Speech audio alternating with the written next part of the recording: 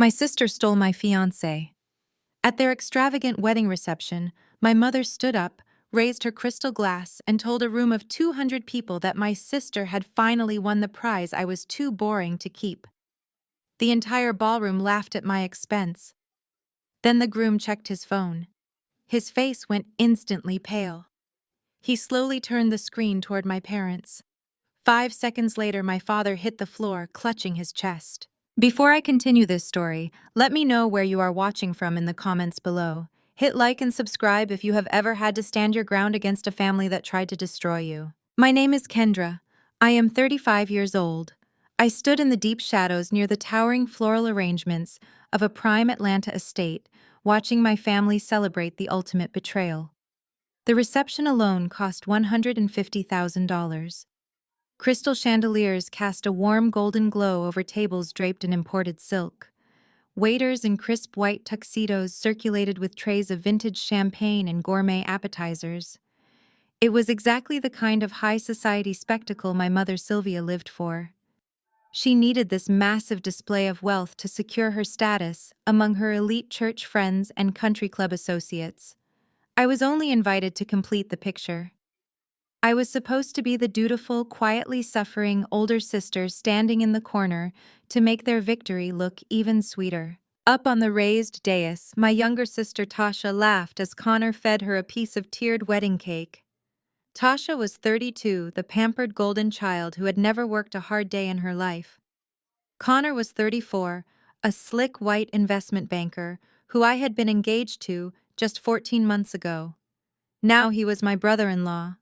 And Tasha was wearing a custom designer gown that fit her perfectly. I knew it fit perfectly because I was the one who originally put down the $20,000 non-refundable deposit for it. When Connor abruptly left me, my mother secretly contacted the bridal boutique and convinced them to transfer the credit to Tasha. Her justification was that the money stayed in the family, so it was basically the same thing. For my entire life, I was dismissed as the boring one. The glorified bookkeeper who spent too much time crunching numbers while Tasha dazzled everyone with her beauty and her endless social calendar. My parents treated me as an afterthought, an asset to be drained to fund Tasha's lifestyle. When Connor ended our engagement citing a lack of passion and connection, I was devastated. But when he announced he was dating my sister 3 weeks later, my family did not defend me. They celebrated. My father Calvin told me to be an adult about it and accept that love is complicated. My mother told me I should be grateful the wealth and status were staying in our circle. She said Connor needed a woman who understood social grace and elite networking, not a woman who spent her Friday nights staring at spreadsheets and tax codes. I watched them from the back of the room, my face a mask of complete indifference. I did not shed a single tear when they exchanged their vows by the garden fountain. I did not flinch when they shared their first dance to the song Connor and I had originally chosen. I just held my glass of champagne and waited. I was always good at waiting. I was always good at calculating the exact moment a ledger would balance.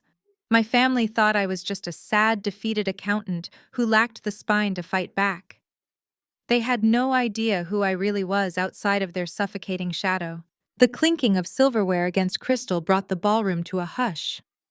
My mother stood up from the head table and took the microphone. She smoothed down her custom gown, her diamonds catching the light, and offered a radiant, practiced smile to the crowd. She spoke passionately about true love, about destiny, and about the proud union of our two powerful families. She painted a picture of absolute perfection, detailing how Connor had seamlessly integrated into our family business and brought incredible prosperity to my father's logistics company. Then her eyes drifted over the crowd, searching the shadows at the back of the room until they locked directly onto mine. Her smile sharpened into a blade. She leaned into the microphone, ensuring her voice echoed clearly through the massive sound system. To Tasha, my mother announced, her tone dripping with mock sweetness. To my beautiful Tasha, who always knew how to secure the prize. She finally won the man the ring and the future her sister was too busy crunching numbers to hold on to. A collective gasp rippled through the room, immediately followed by polite, cruel laughter. The country club ladies chuckled behind their manicured hands, whispering to each other while casting sideways glances in my direction. My father beamed with pride, raising his glass high toward his favorite daughter. Up at the sweetheart table, Tasha leaned against Connor, looking straight at me with half-lidded eyes. She smirked triumphantly, raised her hand, and blew me a mocking kiss across the ballroom. The public humiliation was designed to break me. It was a calculated strike intended to send me running for the exit in tears, just like they expected from the weak, boring older sister they had walked all over for decades.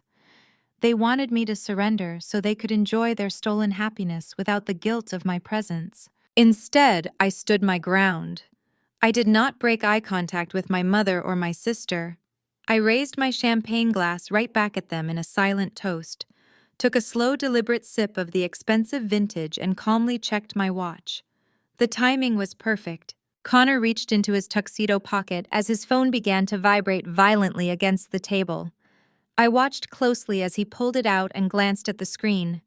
In a fraction of a second, all the arrogant color drained from his face. He stared at his phone, his breathing suddenly shallow and rapid. He tapped the screen frantically, his thumb swiping over and over as if trying to refresh an error message that refused to disappear. Tasha noticed his panic. She placed a manicured hand on his shoulder, her triumphant smirk faltering as she leaned in to ask what was wrong. Connor could not form words. His hands were shaking so badly that he nearly dropped the device. He stammered, showing the screen to Tasha. Her eyes widened in absolute horror. Connor frantically waved my father over to the sweetheart table. Calvin set down his drink, his jovial mood evaporating as he rushed up the steps of the dais. I watched my father lean over to read the screen. The booming live band was playing an upbeat jazz track, but Calvin's voice cut through the music with raw, unadulterated panic. "What do you mean the Cayman accounts are frozen?" Calvin yelled, his face turning a dangerous shade of crimson. "You said my company's debt was wiped. You promised me those transfers were untraceable." His voice carried just far enough for the front row of VIP tables to hear. The immediate silence that swept through the front of the room was deafening. This instant panic revealed the ugly transactional truth behind this beautiful wedding. Connor's marriage to Tasha was nothing but a calculated bailout for my father's failing logistics business. Calvin had essentially sold his golden daughter to a slick investment banker in exchange for illegal offshore funds to save his bankrupt empire and protect his precious social standing. And Connor had used the marriage to buy his way into our family's perceived elite status, hoping my father's connections would shield him from scrutiny. I remained perfectly still in the shadows, watching the chaos unfold exactly as I had orchestrated it. They thought I spent my days as a simple bookkeeper balancing basic spreadsheets for small local businesses. They had completely underestimated my meticulous nature. I had spent the last 12 months tracking every single offshore transfer, every shell company, and every fake invoice Connor had generated to siphon money from his investment firm into my father's logistics company. My mother noticed the commotion and rushed to the table. She grabbed Calvin's arm, hissing at him to lower his voice and remember the guests. But Calvin was hyperventilating, loosening his silk tie as he backed away from Connor. Connor was frantically dialing a number on his phone, yelling into the receiver, demanding to speak to his offshore account manager. The facade of the perfect wealthy family was cracking in real time, exposing the desperate, greedy reality beneath the designer clothes and expensive champagne. I checked my watch again. The freezing of the accounts was just the warning shot. The real impact was scheduled to arrive exactly 3 minutes later. The heavy oak doors of the ballroom did not just open. They were kicked open with a force that made the crystal chandeliers rattle. A dozen federal agents wearing tactical gear and dark windbreakers, emblazoned with the yellow letters FBI, swarmed the lavish reception. The live band stopped playing abruptly, a harsh screech of feedback echoing from the speakers. Guests screamed and scrambled out of the way, knocking over gold-plated chairs and spilling expensive wine across the imported silk tablecloths. Agent Reynolds, a tall, imposing man with a stern face and absolutely zero patience for high society theatrics, marched straight down the center aisle.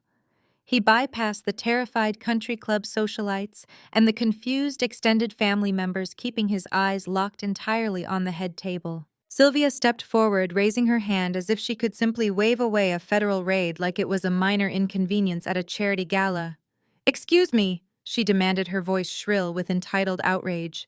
"This is a private event. You are ruining my daughter's wedding. Who is in charge here?" Agent Reynolds ignored her completely.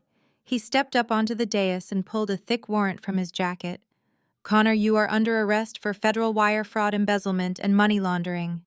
He signaled to two agents who flanked the sweetheart table. Connor stumbled backward, knocking over the massive tiered wedding cake. It crashed to the floor in a mess of white frosting and shattered sugar flowers. Connor was slammed hard against the sweetheart table, his hands pulled sharply behind his back as the agents locked cold steel handcuffs around his wrists. Tasha screamed hysterically, clutching her custom wedding dress to avoid the frosting and the spilled champagne, begging someone to do something. Calvin clutched his chest, his eyes bulging as the reality of his ruined empire and impending federal indictment crashed down on him all at once. The offshore accounts were gone. The bailout was a fraud. He looked directly at Connor being dragged away in cuffs, and then his eyes rolled back. My father collapsed to the floor, hitting the polished wood hard as his heart gave out under the immense pressure of his own greed. Sylvia shrieked, dropping to her knees beside him, her expensive jewelry scraping against the floor as she called desperately for a doctor. The entire ballroom descended into absolute madness. Sirens wailed outside the estate, flashing red and blue lights through the grand floor-to-ceiling windows. I stood quietly at the back of the room, my breathing steady and my heart perfectly calm. I set my half-empty champagne glass down on a passing, terrified waiter's tray. I adjusted my coat, turned my back on the screaming, the handcuffs, and the shattered illusion of my family's perfection, and calmly walked out the exit into the cool Atlanta night. Right on cue, the sharp vibration of a cell phone cut through the lingering laughter in the ballroom. It was sitting on the sweetheart table, perfectly centered next to a cascade of white orchids. Connor reached into his tailored tuxedo jacket, pulled out the device, and glanced at the screen. I watched from my corner as the arrogant flush of victory vanished from his face in less than a second. His skin turned a sickly, translucent gray. He stared at the screen, his chest heaving with sudden, shallow breaths. He tapped the glass frantically, his thumbs swiping over and over again. He looked like a man trying to physically swipe away a death sentence. Tasha felt the shift in his posture immediately. She placed her perfectly manicured hand on his shoulder, and the cruel, triumphant smirk she had just directed at me completely faltered. She leaned in, whispering something to him, likely asking if it was a work emergency or a delayed flight for their honeymoon. Connor could not form words. His hands were shaking so violently that he nearly dropped the phone into his plate of untouched filet mignon. He shoved the screen into Tasha's face. Her eyes widened, losing all their manufactured glamour and replacing it with absolute horror. Connor did not wait to comfort his new bride. He stood up abruptly, knocking his gold-plated chair backward, and frantically waved my father over to the dais. Calvin was busy accepting congratulations from a local judge, his chest puffed out in his custom suit, relishing his role as the wealthy patriarch. When he saw Connor gesturing wildly, his jovial mood evaporated. He set his bourbon down on a passing tray and took the carpeted steps up to the head table, two at a time. I took another sip of my champagne, savoring the crisp taste as I watched the three of them huddle together in a tight, panicked circle. The live band was playing an upbeat jazz track, filling the room with brass and heavy bass. But my father's voice cut through the music with raw, unadulterated terror. "What do you mean the Cayman accounts are frozen?" He yelled, his face turning a dangerous shade of crimson. "You said my company debt was wiped. You promised me those transfers were untraceable." His voice carried just far enough for the front row of VIP tables to hear. The wealthy socialites and prominent businessmen, sitting closest to the dais, stopped chewing. The immediate silence that swept through the front of the room was deafening, spreading backward like a shockwave. This instant panic revealed the ugly transactional truth behind this beautiful $1 million wedding. Connor marrying Tasha was nothing but a calculated bailout for my father's failing logistics business. For months, my parents had paraded Connor around their country club, bragging about his investment banking portfolio. They acted as if Tasha had caught the ultimate prize, an affluent, well-connected white man who would elevate our family status even further within Atlanta high society. They rubbed it in my face that he had left me the boring number cruncher for the vibrant, gorgeous younger sister. But the truth was far more pathetic. Calvin had essentially sold his golden daughter to a slick fraudster in exchange for illegal offshore funds. He desperately needed to save his bankrupt empire and protect his precious social standing at all costs. And Connor had used the marriage to buy his way into our family's perceived elite status, hoping my father's political and social connections would shield him from federal scrutiny. My mother noticed the commotion and the sudden heavy hush falling over the VIP tables. She rushed up the steps, her heavy silk gown rustling loudly. She grabbed Calvin's arm, hissing at him to lower his voice and remember the guests. She plastered on a fake bright smile, trying to wave at the confused onlookers, pretending this was just a minor scheduling hiccup regarding the catering. But Calvin was hyperventilating. He yanked his arm out of her grasp, loosening his silk tie as he backed away from Connor, his eyes darting around the room like a trapped animal. Connor ignored his new bride and his in-laws entirely. He was pacing behind the sweetheart table, dialing a number on his phone, yelling into the receiver, and demanding to speak to his offshore account manager immediately. The facade of the perfect wealthy family was cracking in real time, right in front of 200 of the city's most elite residents. The desperate, greedy reality beneath the designer clothes and expensive champagne was fully exposed. I remained perfectly still in the shadows, watching the chaos unfold exactly as I had orchestrated it. They thought I spent my days as a simple bookkeeper balancing basic spreadsheets for small local businesses. They treated my career like a joke, something to be ashamed of when compared to Tasha's supposed glamour and Calvin's corporate title. They had completely underestimated my meticulous nature and the true scope of my work. I had spent the last 12 months tracking every single offshore transfer, every shell company, and every fake invoice Connor had generated to siphon money from his investment firm into my father's logistics company. I checked my watch again. The freezing of the accounts was just the warning shot. It was the digital lock snapping shut before the real impact arrived. The panic radiating from the head table was palpable, thick enough to choke on. Tasha was crying now, careful not to ruin her makeup, but visibly terrified as Connor screamed at an automated message on the other side of the globe.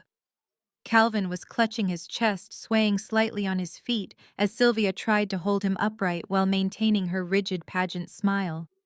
The exquisite wedding reception they had used to humiliate me had transformed into a trap, and their timer was officially up. Calvin stood over the sweetheart table, his face inches from Connor. The veins in my father's neck bulged against his starched white collar as he demanded to know where the money had gone. Connor could only shake his head, his mouth opening and closing without producing a single sound. The jazz band playing in the corner finally noticed the escalating chaos, and the music sputtered to an awkward halt. A heavy, suffocating silence fell over the front of the ballroom, broken only by the sound of my mother frantically whispering for Calvin to lower his voice and think about their guests. But Calvin was beyond caring about social graces. He grabbed Connor by the lapels of his custom tuxedo, his fingers twisting the expensive fabric. He roared that Connor had promised the offshore transfers would clear the logistics company debt. Before Connor could form a pathetic excuse, the massive double oak doors at the entrance of the ballroom did not just swing open, they were violently kicked apart. The brass locks shattered, sending shards of splintered wood flying across the marble foyer. The deafening crash echoed through the cavernous space, causing several women in the front row to scream. 12 federal agents wearing dark windbreakers with the letters FBI emblazoned across their backs swarmed into the reception. They moved with terrifying military precision, fanning out immediately to block the main entrances and the catering exits. Heavy tactical boots trampled over imported silk flower petals and shattered champagne flutes as the agents pushed through the crowd of terrified socialites. Agent Reynolds, a tall man with a face carved from stone and absolute disdain for wealthy entitlement, marched straight down the center aisle. He did not glance at the extravagant ice sculptures or the terrified guests cowering behind their tables. His eyes were locked entirely on the elevated dais where my family stood frozen in shock. My mother, Sylvia, reacted with pure aristocratic instinct. She stepped down from the dais and blocked the aisle, raising her hand perfectly manicured and dripping with diamonds. She demanded to know the meaning of this intrusion, screaming that they were ruining her beautiful daughter's wedding and threatening to call the chief of police, who she claimed was a close personal friend. Agent Reynolds did not even break his stride. He stepped around her as if she were nothing more than a misplaced piece of furniture, completely ignoring her shrill threats. He reached the sweetheart table and pulled a folded federal warrant from his jacket. His voice boomed across the silent ballroom, completely devoid of emotion. He announced that Connor was under arrest for federal wire fraud, corporate embezzlement, and international money laundering. Tasha shrieked, clutching the skirts of her Vera Wang gown and backing away as if her new husband had suddenly caught fire. Connor finally found his voice, stammering out that there had been a terrible misunderstanding and reaching for his phone to call his legal team. The agents did not give him the chance. Two men grabbed Connor by the shoulders, sweeping his legs out from under him. They slammed him face first onto the sweetheart table. The brutal impact sent the 5-tier wedding cake sliding off the edge. It crashed onto the hardwood floor in an explosive mess of white vanilla fondant and crushed sugar flowers splattering directly onto Tasha's designer shoes. Connor groaned in pain as his arms were wrenched behind his back. The sharp metallic click of handcuffs locking around his wrists echoed through the microphone that had been knocked over during the struggle. Tasha began sobbing hysterically, begging my father to do something, to use his money and influence to stop the agents from taking her perfect groom away. But Calvin was not looking at Tasha, and he was certainly not looking at Connor. My father was staring at the federal agents with wide, unblinking eyes.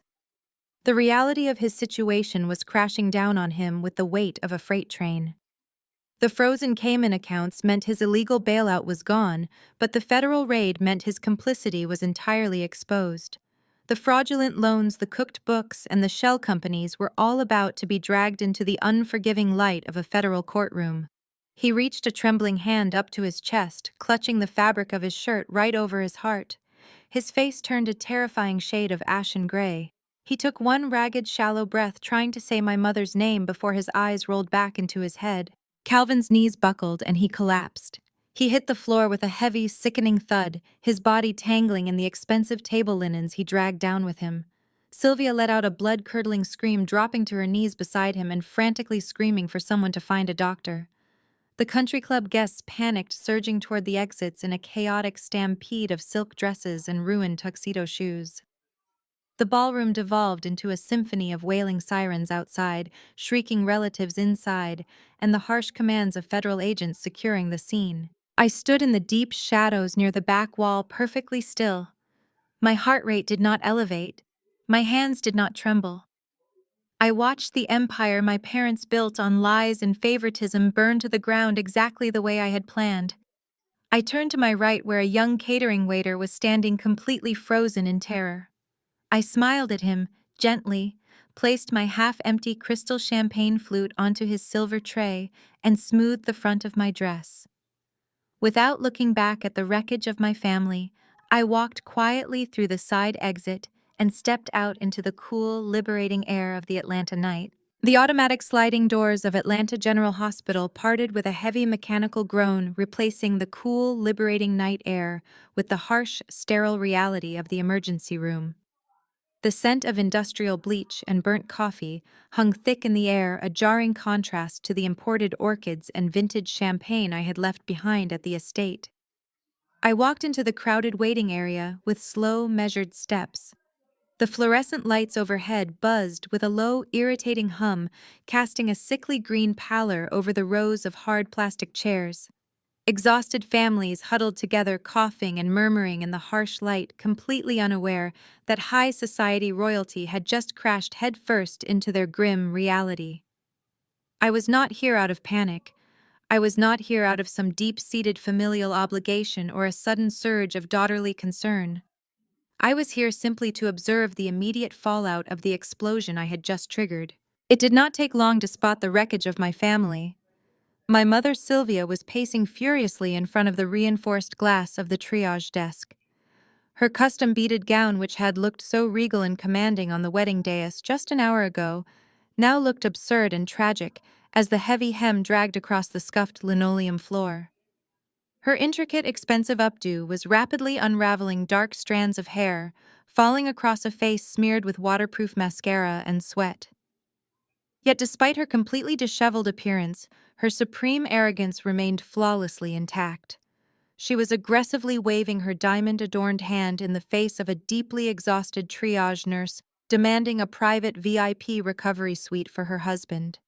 She barked orders as if she were directing a valet at the country club, entirely oblivious to the federal raid that had just stripped her of all her actual power and influence. A few feet away from the desk, Tasha sat slumped in a blue plastic hospital chair. The $20,000 Vera Wang dress was a total loss, the delicate silk stained with dark floor wax and smeared with the vanilla fondant from the destroyed wedding cake. She was not crying over our father's stress-induced heart attack. She was not weeping over the fact that her new husband had just been hauled away in federal handcuffs. Tasha was frantically tapping the screen of her phone, her eyes wide with absolute panic as she refreshed her social media feeds. She was entirely consumed by the fear of who might have recorded the raid and posted it to the country club gossip pages. I watched her mutter to herself about how her luxury honeymoon to the Maldives was completely ruined, her tone laced with bitter resentment rather than genuine heartbreak. I stopped a few feet away from them, my hands resting casually in the pockets of my long wool coat. I did not announce my presence, but Sylvia spun around as if sensing a sudden drop in the room's temperature. Her eyes locked onto me, and the moment she registered my perfectly calm, unbothered demeanor, her generalized panic morphed instantly into venomous directed rage. She abandoned the poor triage nurse and marched across the crowded waiting room, her designer heels clicking aggressively against the tile. She cornered me near a row of humming vending machines, her chest heaving as she invaded my personal space. "Where have you been?" she hissed, her voice vibrating with suppressed hysteria. "Your father is lying in a hospital bed attached to a heart monitor. He suffered a myocardial infarction. Connor is sitting in a federal holding cell downtown. The government just froze every single bank account associated with the logistics company, and they locked down our personal estate accounts. We have absolutely nothing right now. Everything is frozen." I met her furious gaze without a single flicker of emotion. "The doctors stabilized him," I stated calmly, referencing a frantic text message I had received from Connor's bewildered best man on my drive over. "The blockage was minor. He will survive this." Sylvia grabbed my forearm, her sharp acrylic nails digging painfully through the heavy fabric of my coat. I did not pull away. I simply looked down at her hand, staring at her manicured claws, until she slowly, reluctantly loosened her grip. She did not step back, however. "Survive is not the issue right now. Kendra," she spat, her breath smelling of blind panic and stale wedding wine. "Connor's investment firm just cut him loose. They issued a statement completely disavowing him to save their own skin. We need a top-tier federal defense team immediately before the morning news cycle picks this up and ruins our reputation forever. The retainers alone for the kind of lawyers we need will cost at least $300,000 in cash. I have already called your bank. You are going to liquidate your measly retirement account first thing on Monday morning, and we are putting your downtown condo on the market immediately." I stared at her, letting the sheer, unadulterated audacity of her demand hang in the sterile air between us. "You want me to sell my home and empty my retirement fund to pay for Connor's criminal defense?" I asked, my voice dropping to a dangerously quiet register. "You owe this family, Kendra." Sylvia shrieked, her voice echoing off the hospital walls, drawing the stares of the other patients in the waiting room. She no longer cared who heard her. The mask of the refined, graceful matriarch was completely gone, replaced by the desperate, greedy reality I had always known. "You owe us everything." Do you think we wanted to pull the funding for your law school tuition? We had to make difficult sacrifices for the greater good of this family. We took the equity from your college fund to pay for Tasha's medical school tuition because she actually had the potential to elevate this family name. She was the one who could bring us real prestige. The hypocrisy of her statement was absolutely suffocating. They had drained my entire college fund, forcing me to drop out of a top-tier law program during my first year strictly to send Tasha to an overpriced Caribbean medical school. Tasha had attended exactly 2 semesters before dropping out because she found the laboratory hours too demanding and the medical scrubs too unflattering for her image. They had sacrificed my entire future to fund a failed vanity project, and now Sylvia was aggressively weaponizing that very sacrifice against me. We did what we had to do. Sylvia continued, her eyes blazing with irrational self-righteousness. We sacrificed your education so your sister could succeed, and instead of being grateful and playing your part, you gave up completely. You settled for playing with calculators in a dark cubicle. You became a glorified bookkeeper while your sister secured a man who actually brought wealth into this family. And now that her future is threatened, it is your turn to step up. You owe us your apartment. You owe us that money. You will sell it, and you will give the cash to your father so he can fix this mess. I stood perfectly still, absorbing the sheer magnitude of her delusion. My mother genuinely believed that my life, my home, and my hard-earned financial security were nothing more than an emergency reserve fund meant to be liquidated the moment her golden child faced a minor inconvenience. She still viewed me as the boring, useless older sister, good for nothing but footing the bill for their extravagant mistakes. She honestly thought I was just a bitter, scorned woman holding onto a calculator, entirely unaware that the woman standing in front of her was the exact reason her fraudulent empire had just burned to ashes. The shrill screech of automatic sliding doors cut through the sterile quiet of the emergency room waiting area. Heavy footsteps pounded against the linoleum. I did not even have to turn around to know who had just arrived. Tasha stormed into the room looking like a deranged pageant queen. The bottom half of her custom Vera Wang gown was a shredded disaster, stained with black scuff marks, spilled red wine, and thick smears of the vanilla buttercream from the cake Connor had crushed on his way down. Her tiara sat slightly crooked in her tangled hair, and her mascara had run down her cheeks in jagged dark streaks. She did not go to the reception desk to ask about our father. She did not stop to comfort our mother. Her wild, frantic eyes scanned the waiting area until they locked directly onto me. She crossed the room in seconds, her ruined heels snapping against the floor with aggressive force. Before Sylvia could even step out of the way to intercept her, Tasha raised her hand and struck me across the face with everything she had. The sharp, violent crack of her palm hitting my cheek echoed through the waiting room.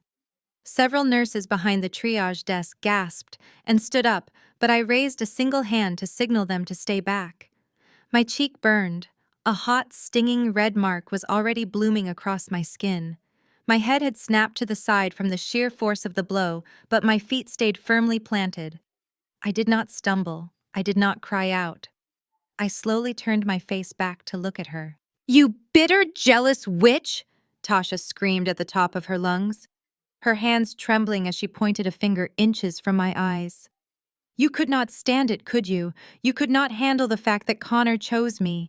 You could not stand watching me get the fairy tale wedding and the perfect man while you sit alone in your pathetic little apartment playing with your spreadsheets. You called the feds. You made up some psychotic lie to frame my husband because you are an obsessed, scorned spinster who wants to drag everyone down into your miserable life." Sylvia gasped, stepping forward to gently touch Tasha's arm, urging her to lower her voice. But Tasha yanked her arm away, completely unhinged. "No, Mom, she did this!" Tasha shrieked, spit flying from her lips as she leaned closer to me. "Connor is innocent. You tipped off the IRS because you wanted to humiliate me on my wedding day. Well, guess what, Kendra? I am going to destroy you.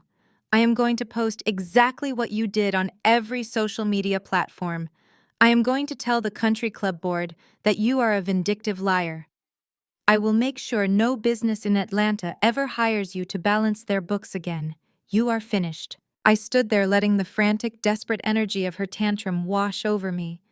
The contrast between us could not have been starker. Tasha was a sobbing, screaming mess of ruined silk and shattered delusions. I was perfectly composed, my breathing steady, my posture relaxed. I reached up and slowly wiped my cheek with the back of my hand, feeling the heat of the slap fading into cold, sharp focus. "I didn't call the police, Tasha," I stated, my voice calm, flat, and terrifyingly steady. "I just did the math."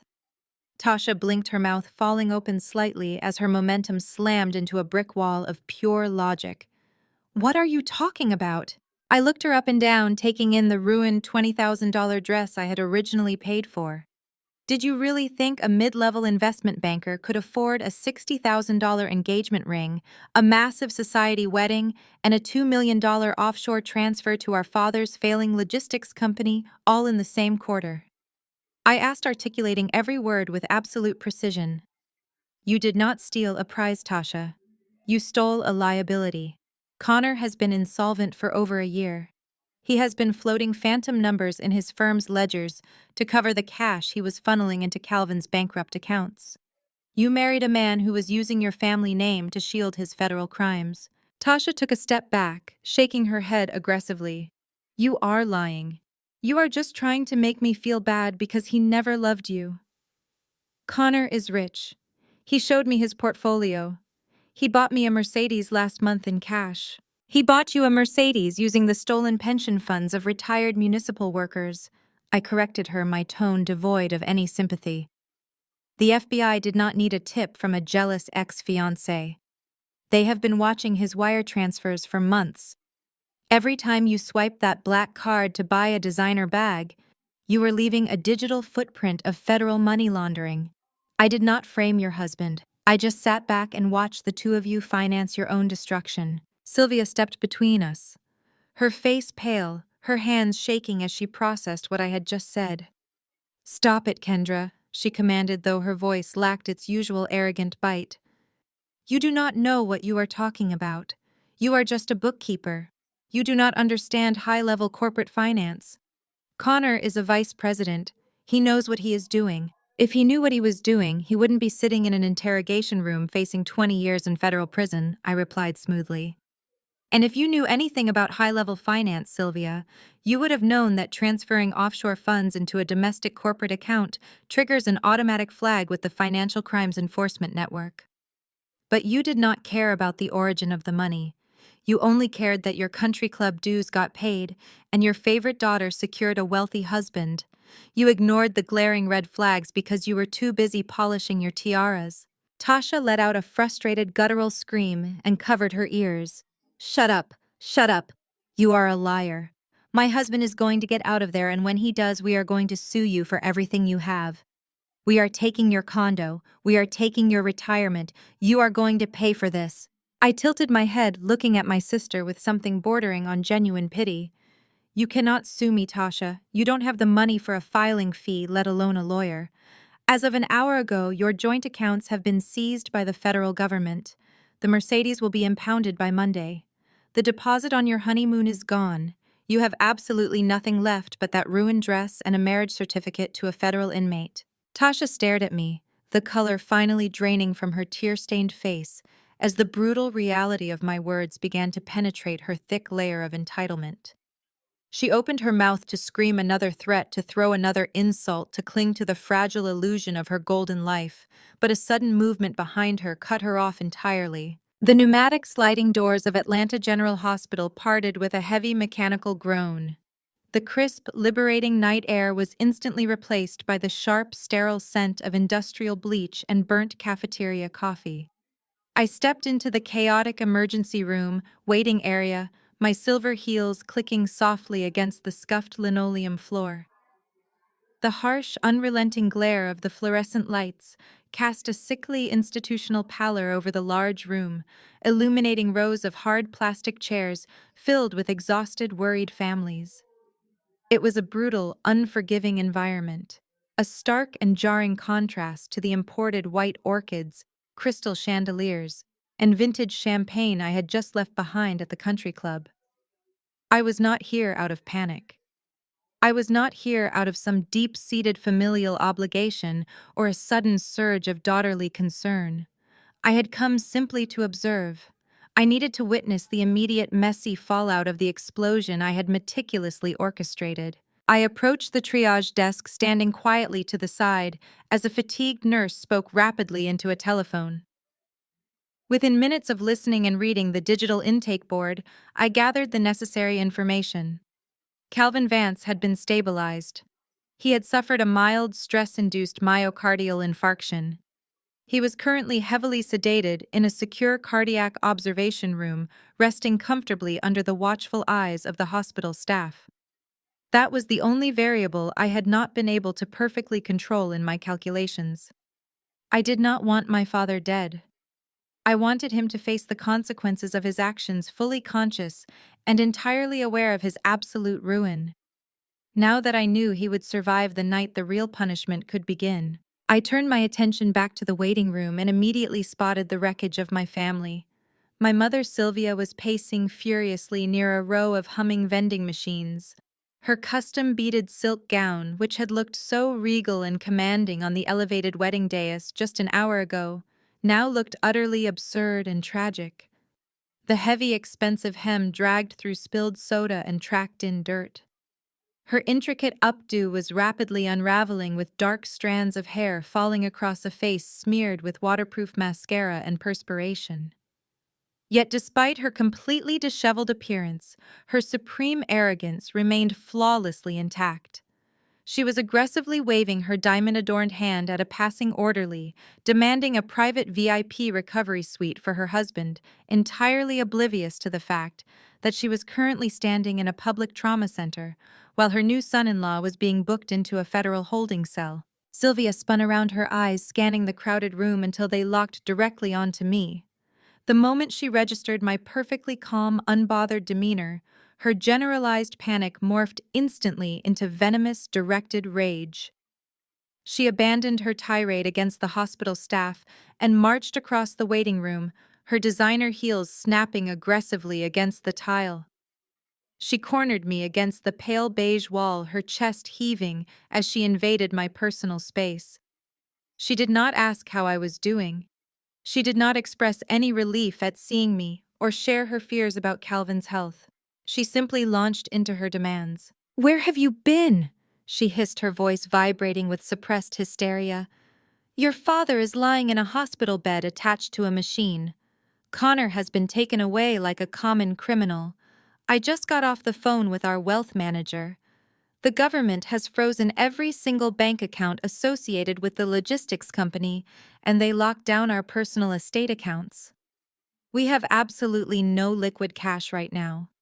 The retainer fees for the kind of elite federal defense attorneys we need will cost hundreds of thousands of dollars just to get them to answer the phone." I met her furious gaze without a single flicker of emotion.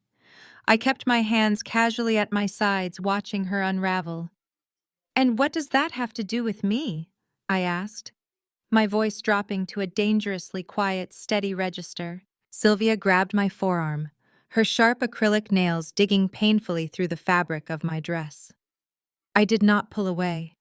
I simply looked down at her hand, staring at her manicured claws, until she slowly, reluctantly loosened her grip. She did not step back, however. Her eyes blazed with irrational, frantic self-righteousness. "You are going to liquidate your measly 401k first thing on Monday morning?" she commanded, her tone laced with absolute unyielding entitlement. "And we are contacting a realtor tonight. You are going to sell your downtown condo immediately. We need that equity to hire a top-tier defense attorney for Connor and your father." I stared at her, letting the sheer, unadulterated audacity of her demand hang in the sterile hospital air between us. "You want me to sell my home and empty my entire retirement fund to pay for the criminal defense of men who committed federal fraud," I stated, ensuring my voice carried just enough for the absurdity to ring true. Her face contorted into a mask of pure, ugly resentment. "You owe this family, Kendra. After you dropped out of law school to play with calculators, we paid your sister's medical school tuition. You owe us your apartment." The hypocrisy of her statement was absolutely suffocating. I stared into my mother's eyes, letting my mind review the brutal truth behind her revisionist history. I had not dropped out of law school because I lacked the drive or the intellect. I had been at the top of my class during my first year. But Calvin and Sylvia had quietly drained the college fund my grandfather had left me. When it came time to pay for my second year, they flatly refused to co-sign my student loans. They took the money that was rightfully mine and handed it directly to Tasha. Tasha had decided that attending an overpriced, luxurious Caribbean medical school sounded glamorous. They sacrificed my legal education to fund her vanity project. And how did Tasha repay their investment? She lasted exactly 2 semesters before dropping out entirely, complaining that the laboratory hours were too demanding and the island humidity ruined her hair. They had stolen my future to fund Tasha's 6-month tropical vacation under the guise of higher education. And yet Sylvia had the sheer audacity to frame it as a favor. She had spent the last decade telling everyone at her country club that I was a failure who dropped out to play with calculators, reducing my brilliant career as a forensic accountant to a punchline. She honestly believed that my life, my home, and my hard-earned financial security were nothing more than an emergency reserve fund meant to be liquidated the moment her golden child faced a minor inconvenience. She still viewed me as the boring, useless older sister good for nothing, but footing the bill for their extravagant mistakes. I let a slow, chilling smile spread across my face. I looked at the smeared makeup around her eyes, the desperate tremor in her hands, and the absolute panic radiating from her pores. I did not raise my voice. I did not scream or cry or validate her delusion with an argument. I simply looked at the woman who had spent my entire life making me feel invisible. "I owe you nothing, Sylvia," I said, pronouncing her first name with deliberate cold precision. "My condo is in my name. My accounts are in my name. You will not see a single dime of my money to bail out a fraudulent logistics company or the slick con artist your favorite daughter married." Sylvia gasped, stepping back as if I had physically struck her. "You selfish, ungrateful wretch!" She spat, her voice trembling with shock. "If you do not help your family right now, you are cut off. You will have nothing to do with us. We will erase you from this family entirely." I tilted my head, savoring the beautiful poetic irony of her threat. She thought being cut off from this toxic, crumbling empire was a punishment. She had no idea that I was the one holding the match that had just burned it all to the ground. Sylvia stared at me, her chest rising and falling in erratic, shallow jerks. The harsh fluorescent lights overhead seemed to hum louder as the suffocating silence stretched between us. For a fraction of a second, I saw genuine confusion flicker across her meticulously maintained features, followed immediately by her default defense mechanism, absolute aggressive denial. "You are speaking absolute nonsense!" Sylvia snapped, her voice trembling but dripping with its usual aristocratic venom. "You hold the match. You are a low-level accountant, Kendra. You file taxes for local dry cleaners and balance checkbooks for strip malls. Do not stand here in the middle of a family crisis and pretend you have any power over us or what happened tonight." I let out a slow, dark laugh. The sound was entirely devoid of humor, and it made Tasha flinch where she stood a few feet away, her ruined wedding dress rustling loudly against the plastic waiting room chairs. "I have not filed a tax return in 8 years. Mother," I stated, my voice echoing with a cold, terrifying authority that neither of them had ever heard from me before. "I am not a glorified bookkeeper. I am the founder and CEO of Apex Forensics. We are an elite independent financial investigation firm. When the Federal Bureau of Investigation uncovers a white-collar crime syndicate too complex, too convoluted, and too deeply buried for their standard agents to unravel, they contract my firm. We tear apart offshore accounts, we dismantle international shell companies, and we map out the exact flow of illicit cash so the Department of Justice can issue airtight federal arrest warrants." Sylvia's eyes widened, the blood draining completely from her face. Her complexion turned a sickly, translucent shade of gray. She reached out, gripping the edge of a nearby vending machine to steady herself as her knees visibly weakened. Tasha, still clutching the cake-stained fabric of her Vera Wang gown, shook her head furiously, refusing to let her manufactured reality collapse. "You are lying!" Tasha screamed, her voice cracking as she pointed a manicured finger at my chest. Connor is a vice president. He manages billion-dollar portfolios for the elite. He would not be investigated by you. I took a deliberate step forward, closing the distance between my sister and me.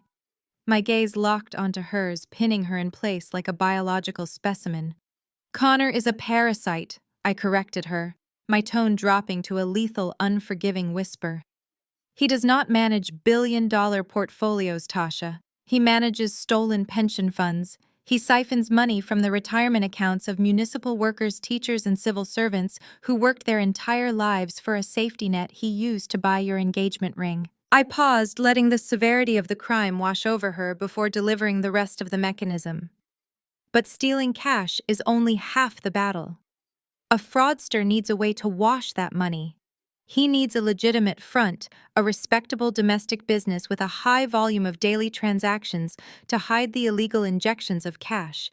And most importantly, he needs a respectable elite family name to shield him from federal scrutiny. I turned my attention back to Sylvia, whose mouth was hanging slightly open in a silent, horrified gasp. That is where our dear father came in, did he not? I watched Sylvia swallow hard, her throat bobbing as true panic finally set in. I stepped into her space, refusing to let her look away or escape the consequences of her greed. Did you really think Calvin's logistics company was surviving on its own merit? The shipping industry has been bleeding out for years. Calvin's transport fleet was severely outdated, his corporate contracts were drying up, and he was drowning in compounding debt. 3 years ago, he was weeks away from filing for Chapter 11 bankruptcy. It would have meant liquidating the estate, forfeiting your precious country club memberships, and facing the ultimate societal humiliation of being poor. I let the reality of their near ruin hang heavily in the air. But then in walked Connor. A slick, fast-talking kid with a flashy suit, a fake pedigree, and access to millions in untraceable stolen cash. It was the perfect toxic, symbiotic relationship. Connor needed a high-volume, established domestic business to launder his stolen pension money. Calvin desperately needed an influx of cash to keep his failing logistics empire afloat and maintain his fraudulent facade of extreme wealth. So they struck a deal behind closed doors. Tasha whimpered, covering her mouth with both hands as the fairy tale she had bought into disintegrated completely before her eyes. It was a brilliant, highly illegal exchange of assets. I continued, my voice sharp and clinical. Connor generated fake corporate invoices for international shipping services that never actually occurred. He wired millions of dollars from his offshore Cayman accounts directly into Calvin's corporate ledgers. Calvin categorized the dirty money as legitimate revenue, paid corporate taxes on a small portion of it to make the ledgers look clean to casual auditors, and took a massive illicit cut to fund your designer gowns, your luxury cars, and your elite lifestyle. In return, Connor got to marry into the prestigious Vance family.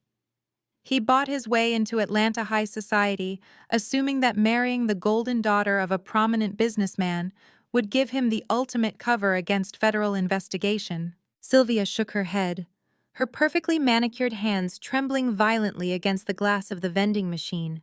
No, Calvin would not do that. He told me the company had secured a massive new international contract. He said we were expanding our European shipping routes. He lied to you, I stated plainly, or maybe you just chose not to look too closely at where the money was coming from so long as your platinum credit cards kept clearing without declining. I took a deep breath, feeling the heavy, satisfying weight of the truth permanently altering the dynamic of our family. For the past 12 months, my firm has been the lead investigative unit tracking Connor's embezzlement scheme. When the FBI first brought the encrypted drives to my office, they only had a few flagged offshore transfers. They needed someone to follow the digital breadcrumbs through the labyrinth of international banking. I personally took the lead on the audit. Do you know what it felt like to open a classified federal file and see my own father's company listed as the primary laundering hub? I looked between my mother and my sister, letting them see the absolute absence of mercy in my eyes. Do you have any idea what it was like for me? Sitting at those insufferable Sunday family dinners, listening to the two of you brag about Connor's financial brilliance, listening to you mock my career, calling me a failure, demanding I pass the gravy while you flaunted the wealth he was supposedly bringing into the family. You sat across from me in my own home drinking my wine and told me I was a bitter disappointment because I did not have a man like Connor. My voice remained perfectly even, but the intensity behind my words made Sylvia flinch backward. All the while, I was spending my nights at Apex Forensics staring at dual monitors, tracing the exact routing numbers from Connor's dummy corporations directly into Calvin's corporate accounts. I had to completely compartmentalize my emotions to do my job. I watched you plan a six-figure wedding funded entirely by the life savings of retired nurses. I mapped out every single fraudulent wire transfer. I audited every fake shipping manifest. I built the entire evidentiary framework that the federal government used to secure the warrants executed tonight. Tasha's legs finally gave out. She collapsed into a blue plastic waiting room chair, burying her face in her hands, her loud sobs echoing through the sterile corridor. She was not mourning a lost love. She was mourning the total annihilation of her social status. The reality that she had unknowingly married a prolific criminal simply to spite me, only to become collateral damage in his massive federal indictment, was entirely too much for her fragile ego to process. Sylvia leaned heavily against the wall, her breathing ragged and shallow. "You destroyed your own father," she whispered, her voice raspy with a mixture of horror and profound disgust.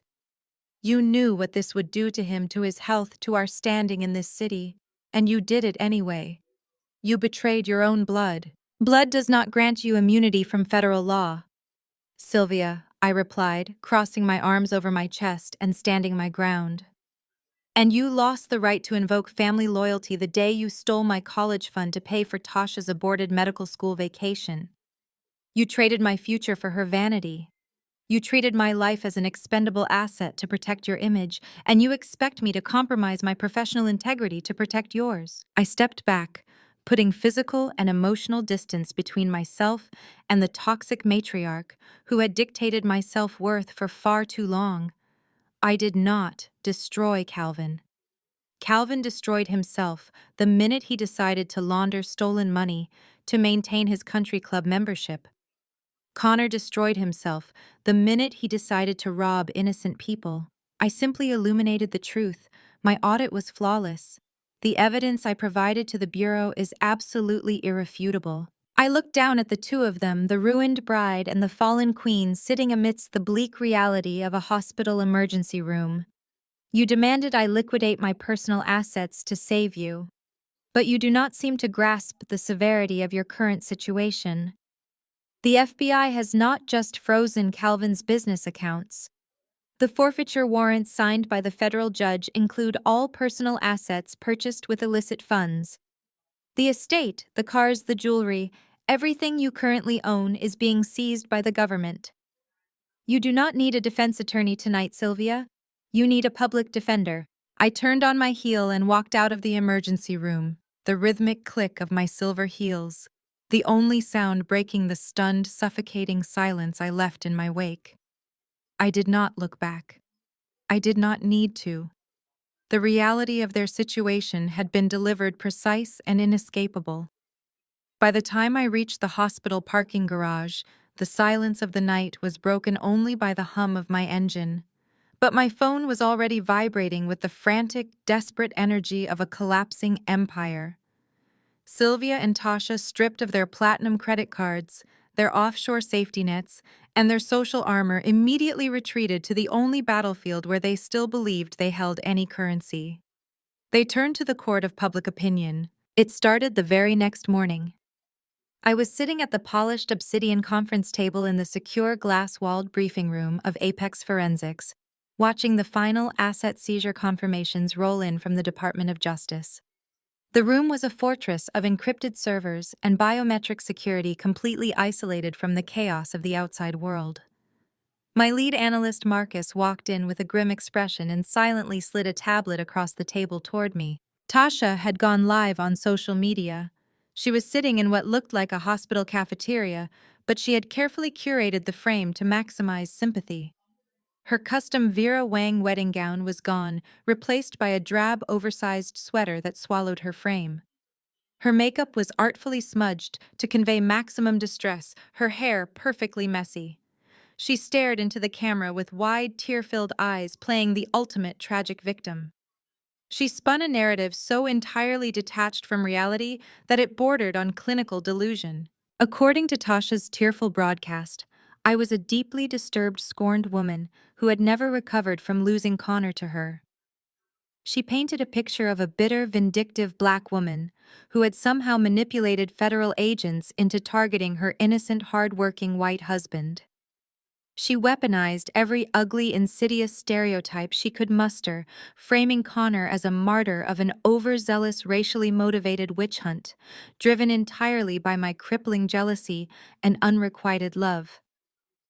She wept softly for the camera, dabbing at her eyes as she begged for prayers and legal defense donations.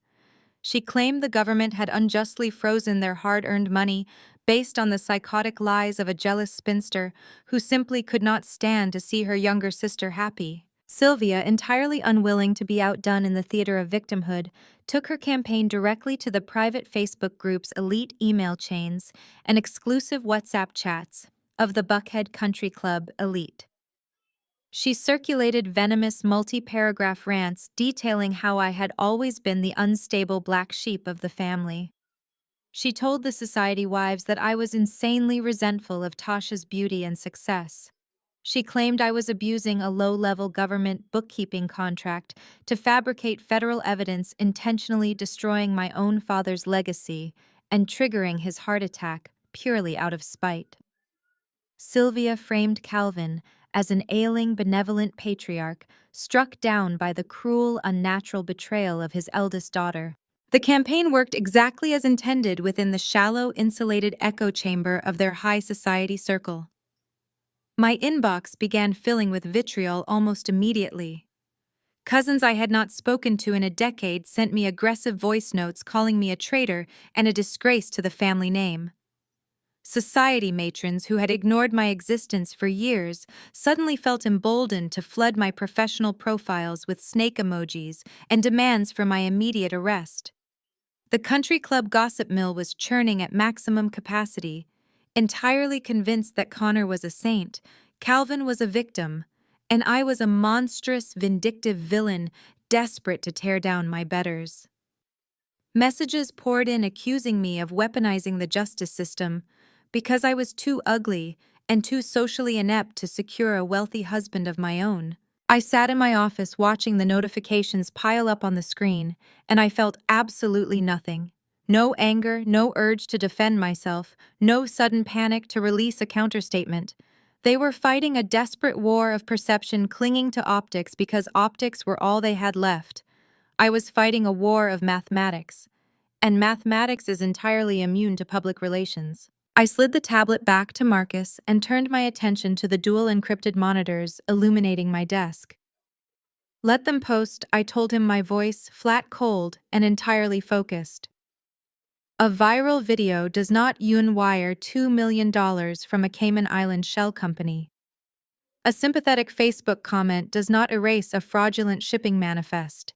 While Tasha was busy filtering her tears for Instagram and Sylvia was rallying the country club wives, I was quietly plunging deeper into the audit. The initial arrests and the primary asset freezes executed the night before were just the surface layer.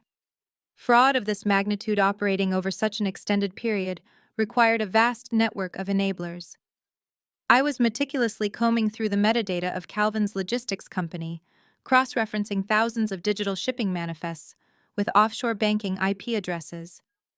I was looking for the hidden accomplices, the quiet bankers, and the silent partners who had facilitated the massive flow of illicit cash. I found the phantom ledgers Connor had used to stash the stolen pension money before routing it into my father's domestic accounts.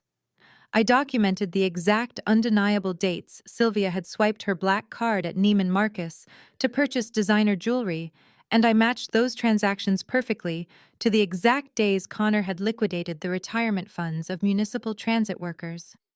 Every diamond my mother wore, every luxury vacation they took was paid for by the stolen future of a civil servant.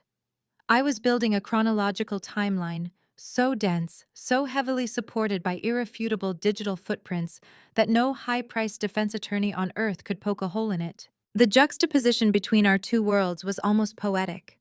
My mother and sister were loudly shrieking into the void of the internet, desperately trying to construct a reality where they were the innocent victims of a grand conspiracy. I was operating in absolute clinical silence, pulling the digital strings that would lock them out of their fantasy world forever. Their currency was gossip, but mine was hard, unforgiving data.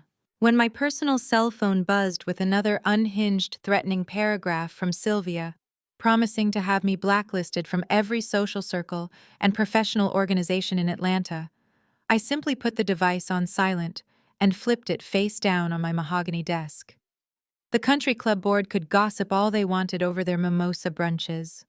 Their whispered judgments, their clutched pearls, and their manufactured outrage held absolutely no jurisdiction in a federal courthouse. They believed that their social standing made them untouchable.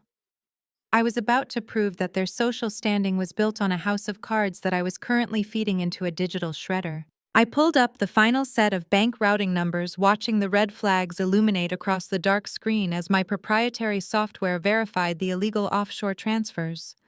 I was not framing an innocent man. I was meticulously, surgically documenting the extreme hubris of a guilty one. And as I compiled the final devastating forensic report for the lead FBI agent on the case, I knew that Tasha and Sylvia's little social media circus was about to crash headfirst into the unyielding concrete wall of a federal indictment. Let them have their viral moments. Let them collect their hollow sympathy. I was securing a conviction. The social media circus had peaked by Tuesday morning, but the reinforced walls of Apex Forensics remained completely impervious to country club gossip.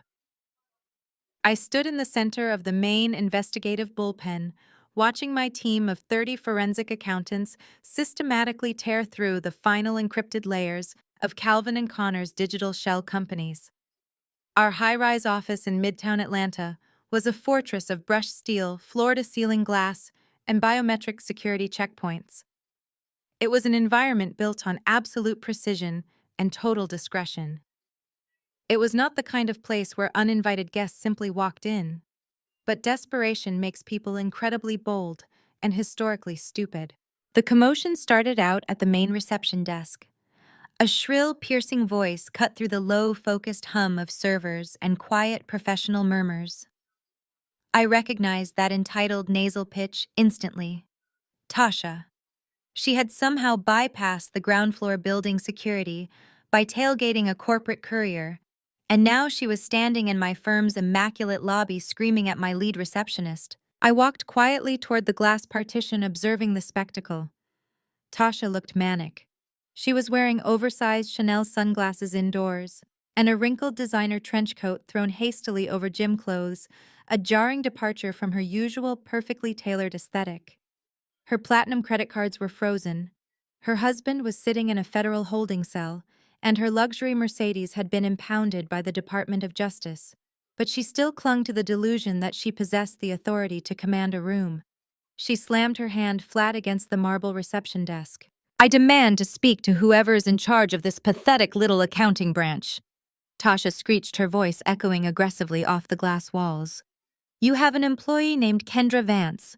She is a vindictive, lying, unstable woman, and I am here to ensure she is terminated immediately. Bring me your manager right now." I watched through the soundproof glass of my corner office as Malik, my co-founder and managing partner, stepped out of the adjacent conference room. Malik was a former federal prosecutor with the Department of Justice, a man who possessed an intimidating physical presence and a notoriously dry, merciless sense of humor. He caught my eye through the glass partition. I gave him a subtle, calculating nod. He buttoned his suit jacket and approached the lobby with a calm, predatory grace.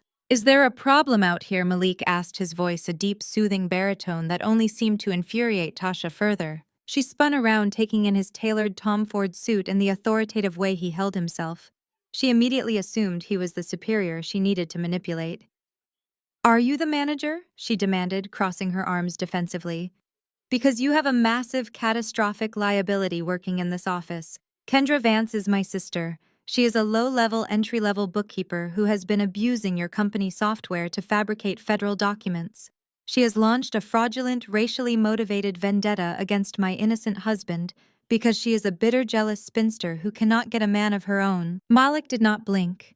He did not interrupt. He simply clasped his hands behind his back and let her dig her own grave. I stepped out of my office, leaning casually against the doorframe, remaining just out of Tasha's peripheral vision. Tasha's rant continued, fueled entirely by the toxic echo chamber of her mother's Facebook groups and country club group chats. She is dragging your firm's name into a federal investigation built entirely on her psychotic delusions. I have high-level connections in this city. My father is Calvin Vance. If you do not fire her, pack up her desk, and issue a public statement denouncing her actions, I will personally see to it that this entire firm is investigated for gross negligence. I want her terminated right now. Malik let a long, heavy silence fill the lobby. He looked at Tasha with the clinical fascination of a scientist observing a particularly loud, insignificant insect. You want me to fire Kendra Vance, Malik repeated slowly, making sure every single syllable resonated in the quiet room. Immediately, Tasha snapped, tapping her foot against the marble floor. And I want to watch you do it. Malik reached into the inner pocket of his suit jacket. He pulled out a sleek, matte black business card. He stepped forward and held it out to her. Tasha snatched it from his fingers, a triumphant, ugly smirk spreading across her face as she prepared to memorize the name of the man she firmly believed was doing her bidding. I watched the exact second her reality shattered. It was a beautiful, instantaneous collapse. Her eyes scanned the card. The smirk froze on her lips, then violently melted away, replaced by an expression of pure, unadulterated horror. Her hands began to shake so severely that the stiff cardstock rattled audibly in the quiet lobby. She looked from the card to Malik, her mouth opening and closing, without producing a single sound. I cannot fire Kendra Vance, Malik stated, his voice ringing with absolute crushing finality. Because I do not own this firm. I am simply a minority partner. He gestured gracefully toward me, where I stood against my office doorframe. Apex Forensics belongs to her. You are currently standing in her lobby demanding that the chief executive officer be terminated from her own multi-million-dollar corporation. Tasha slowly turned her head. Her wide, panicked eyes locked onto mine. I did not smile. I did not gloat. I simply let the crushing weight of the gold-embossed letters on that business card obliterate the last remaining fragment of her delusional superiority. The older sister she had spent her entire life mocking, the woman she claimed dropped out of law school to play with calculators, was the sole architect of an elite financial empire that had just effortlessly dismantled her entire life. No! Tasha gasped, stumbling backward as if the marble floor had suddenly given way beneath her feet. No, you just do taxes. Mom said you just do taxes for strip malls. Mom says a lot of things, I replied, my voice slicing cleanly through the lobby.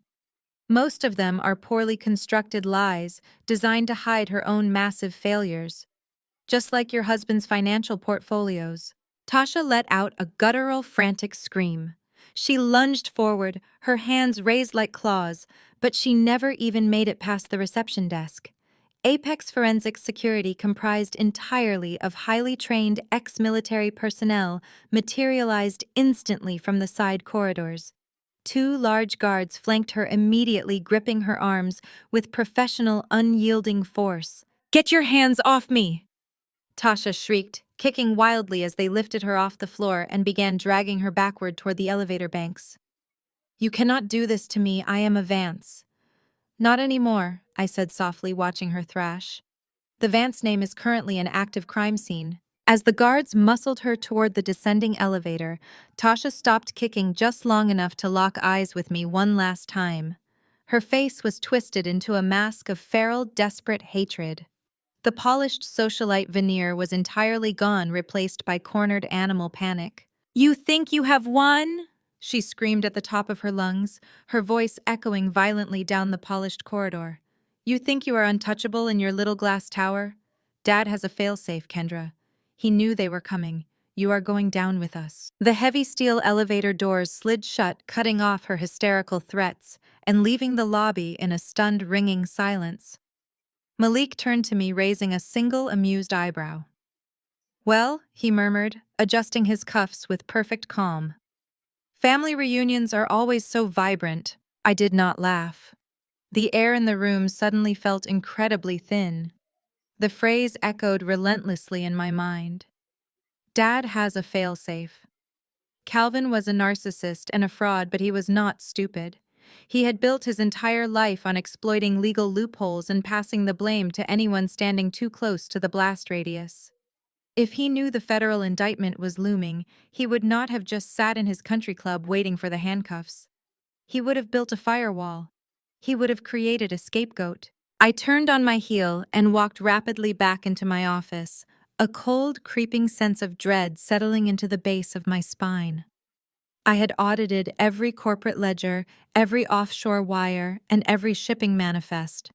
I had tracked every stolen dollar Connor had touched. But I had only been looking at the business accounts. I had not looked at the family's personal identity vectors because there was no reason to suspect they would cross that specific line. Until now. The moment I sat down at my desk, my private cell phone vibrated violently against the wood. It was an encrypted direct line, a number strictly reserved for my personal wealth manager at Zenith Vanguard, the private banking institution that handled my corporate assets. I snatched the phone off the desk, answering immediately. Vance. Ms. Vance, my banker said, his voice entirely devoid of its usual polished warmth. He sounded tense, urgent, and strictly protocol-driven. I am calling from the Fraud Prevention Division. We need your immediate verbal authorization to freeze all corporate ledgers. Authorization for what I demanded, opening my secure terminal, and rapidly pulling up my personal financial dashboards. For the massive liquidity event, he stated his words, hitting me like physical blows. Someone just submitted a digitally verified, highly authenticated request using your exact social security number, your biometric bypass codes, and your mother's maiden name. They have triggered a $10 million line of credit against the total equity of Apex Forensics, and the funds are currently being routed to an unlisted account in the Bahamas. I did not panic. Panic is an emotion reserved for people who do not understand the architecture of the systems they operate within. I took a slow, measured breath, staring at the flashing red alerts on my dual monitors. I instructed the Zenith Vanguard Fraud Division to initiate a Level 4 hard freeze on all personal and corporate lines of credit immediately. I did not raise my voice. I simply typed a rapid sequence of override commands into my encrypted terminal, pulling up the raw routing authorization logs. Whoever executed the transfer had been incredibly arrogant but tragically sloppy. They had utilized an outdated biometric thumbprint scan pulled from a college loan application my father had insisted on co-signing over a decade ago, combining it with a spoofed IP address, masking as my home network. It was a desperate digital smash and grab. I initiated an immediate institutional clawback protocol through the bank's security division. Within 90 seconds, the $10 million was intercepted in the digital clearinghouse, permanently frozen before a single cent could cross international waters into the Bahamian shell account. I then forwarded the localized IP address, the spoofing software signature, and the forged authorization logs directly to the lead FBI cybercrimes agent assigned to Calvin's case. My father's ultimate failsafe was nothing more than an easily traceable act of aggravated wire fraud and federal identity theft. I closed my laptop, grabbed my keys, and walked out of the Apex Forensics building. The drive to my parents' Buckhead estate was usually a tedious, traffic-heavy crawl, but tonight the roads were clear. The sprawling, ivy-covered brick mansion sat exactly where it always had, radiating old Southern money and unearned prestige. The heavy iron gates were surprisingly unlocked, a clear indication that the federal agents who had raided the property earlier that day had come and gone, leaving the residents to their temporary, highly monitored freedom. I let myself in through the heavy oak front doors. The grand foyer was eerily silent, devoid of the usual bustling house staff. I did not need to search the house to know exactly where he would be. I crossed the marble entryway and walked straight toward the mahogany double doors of Calvin's private study. I pushed the doors open without knocking, The room smelled of aged leather, expensive scotch, and absolute delusion. Calvin Vance sat behind his massive custom-built executive desk. He did not look like a man whose logistics empire had just been seized by the Department of Justice. He did not look like a man who had spent the previous night in a cardiac observation ward. He wore a crisp, perfectly tailored navy suit, though he had forgone the tie. His silver hair was impeccably styled. In his right hand, he casually swirled a heavy crystal glass of Macallan 18. The only visual indicator that his world had completely collapsed was the bulky black plastic Federal ankle monitor strapped securely around his left leg, its small green light blinking rhythmically against his silk socks. Sylvia sat in a wingback chair beside the desk. She had abandoned the ruined Vera Wang aesthetic from the hospital and was now dressed in a flawless cashmere lounge set. Her posture was relaxed, her chin tilted upward in that familiar suffocating angle of absolute superiority. When I walked into the room, neither of them looked surprised. In fact, Sylvia's lips curled into a triumphant, highly satisfied smirk. "You always were entirely too predictable," Kendra Calvin said, taking a slow, savoring sip of his scotch. He did not offer me a seat. He leaned back in his heavy leather chair, surveying me with a mixture of amusement and profound arrogance. "I told Sylvia you would come running over here the moment the bank sent you the alert. I assume you are here to throw a tantrum?" I stood in the center of the Persian rug, perfectly still, letting his unearned confidence wash over me. "You committed federal wire fraud and aggravated identity theft against your own daughter." I stated, my voice clinical and completely devoid of the hysteria he was clearly hoping to provoke. Calvin scoffed, waving his hand dismissively in the air. "Oh, spare me the legal theatrics. You sound exactly like those uneducated federal agents who completely destroyed my front door this morning. It is not theft when I am simply reclaiming what is rightfully mine. I built you, Kendra. I paid for your childhood. I put a roof over your head. The fact that you managed to build a successful accounting firm is entirely due to the work ethic and the genetic superiority you inherited from me. You owe this family a return on our investment." Sylvia chimed in, crossing her legs elegantly. "Your father is entirely right. We asked you nicely at the hospital to do your duty and liquidate your assets to help Connor and your father. You decided to be selfish and disrespectful. You decided to turn your back on your own blood. So your father did what he always does. He took control of the situation and secured our future. That $10 million is going to secure the best legal defense team in the country. It is going to unfreeze our most important assets, and it is going to get Connor out of that holding cell." I looked at my mother, marveling at the sheer depth of her denial. "You genuinely believe that stealing my money is going to save you from a federal indictment?" "It already has," Calvin stated, setting his crystal glass down onto the desk with a heavy thud. "Do you really think I am intimidated by a little ankle monitor? Do you really think the government can touch me? I have been moving money across international borders since before you knew how to multiply. You thought you were so brilliant handing over those encrypted drives to the FBI. You thought you could dismantle my company and walk away completely unscathed. But you forgot one crucial detail. I am always 10 steps ahead." He leaned forward, resting his elbows on the polished wood, his eyes narrowing into cold, calculating slits. "That $10 million is already sitting safely in a Bahamian trust that the United States government cannot touch. I used your social security number and your biometrics to authorize the transfer. If the feds trace that money, they are going to trace it directly back to you. I made you the primary sponsor of an offshore account utilized by a man currently under federal investigation for money laundering. If I go down, Kendra, I am taking you and that little forensic firm of yours straight down to prison with me. You are going to drop your cooperation with the FBI, you are going to retract your audit, and you are going to publicly state that your findings were fundamentally flawed. If you do exactly as I say, I might consider leaving you a small allowance when this is all over." Sylvia smiled, reaching over to pat Calvin's hand affectionately. "You see, Kendra? Your father always protects this family." Tasha was right. You are just a bitter, jealous girl who tried to play a high-stakes game and lost. You should have just stayed quiet and balanced your spreadsheets.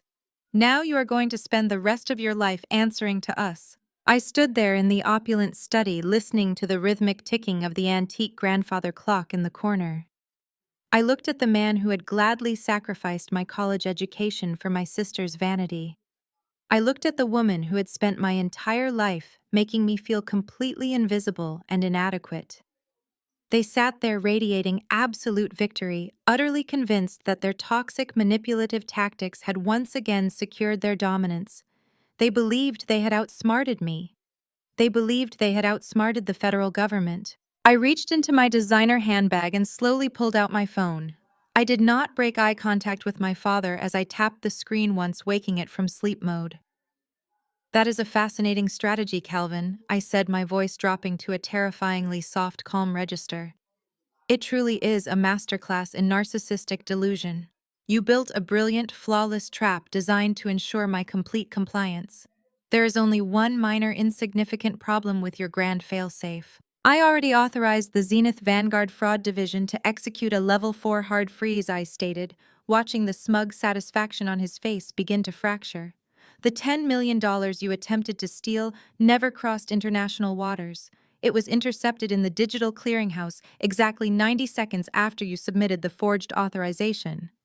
Furthermore, the localized IP address, the spoofing signature, and your outdated biometric bypass have already been handed over to the lead FBI cybercrimes agent assigned to your son-in-law's case." For a fraction of a second, the room was completely silent. The ice in Calvin's glass shifted, clinking against the crystal. The vein in his jaw pulsed a rapid, furious rhythm that betrayed the calm facade he was so desperately trying to maintain. Sylvia sat entirely frozen, her manicured hand suspended halfway to her mouth. But Calvin Vance did not build a logistics empire by surrendering after a single blocked punch. He simply pivoted to his next angle of attack. The momentary shock vanished from his eyes, replaced by a cold reptilian calculation. He set his scotch down, opened the bottom drawer of his executive desk, and pulled out a thick leather-bound legal binder. He tossed it onto the glass coffee table between us. It landed with a heavy, definitive thud that echoed against the mahogany walls. "You honestly think I relied on a simple wire transfer?" he sneered, leaning back and lacing his fingers together. "You think I did not anticipate your overzealous security protocols? Open it." I did not move. I simply stared at the binder, letting him narrate his own extortion. "That is a corporate guarantor agreement for Vance Logistics," Calvin explained, his voice dripping with condescension. "It was drafted and notarized 5 years ago, right around the time you decided to play CEO and launch your little forensic startup. It legally binds you as the primary guarantor for my company's primary commercial credit lines.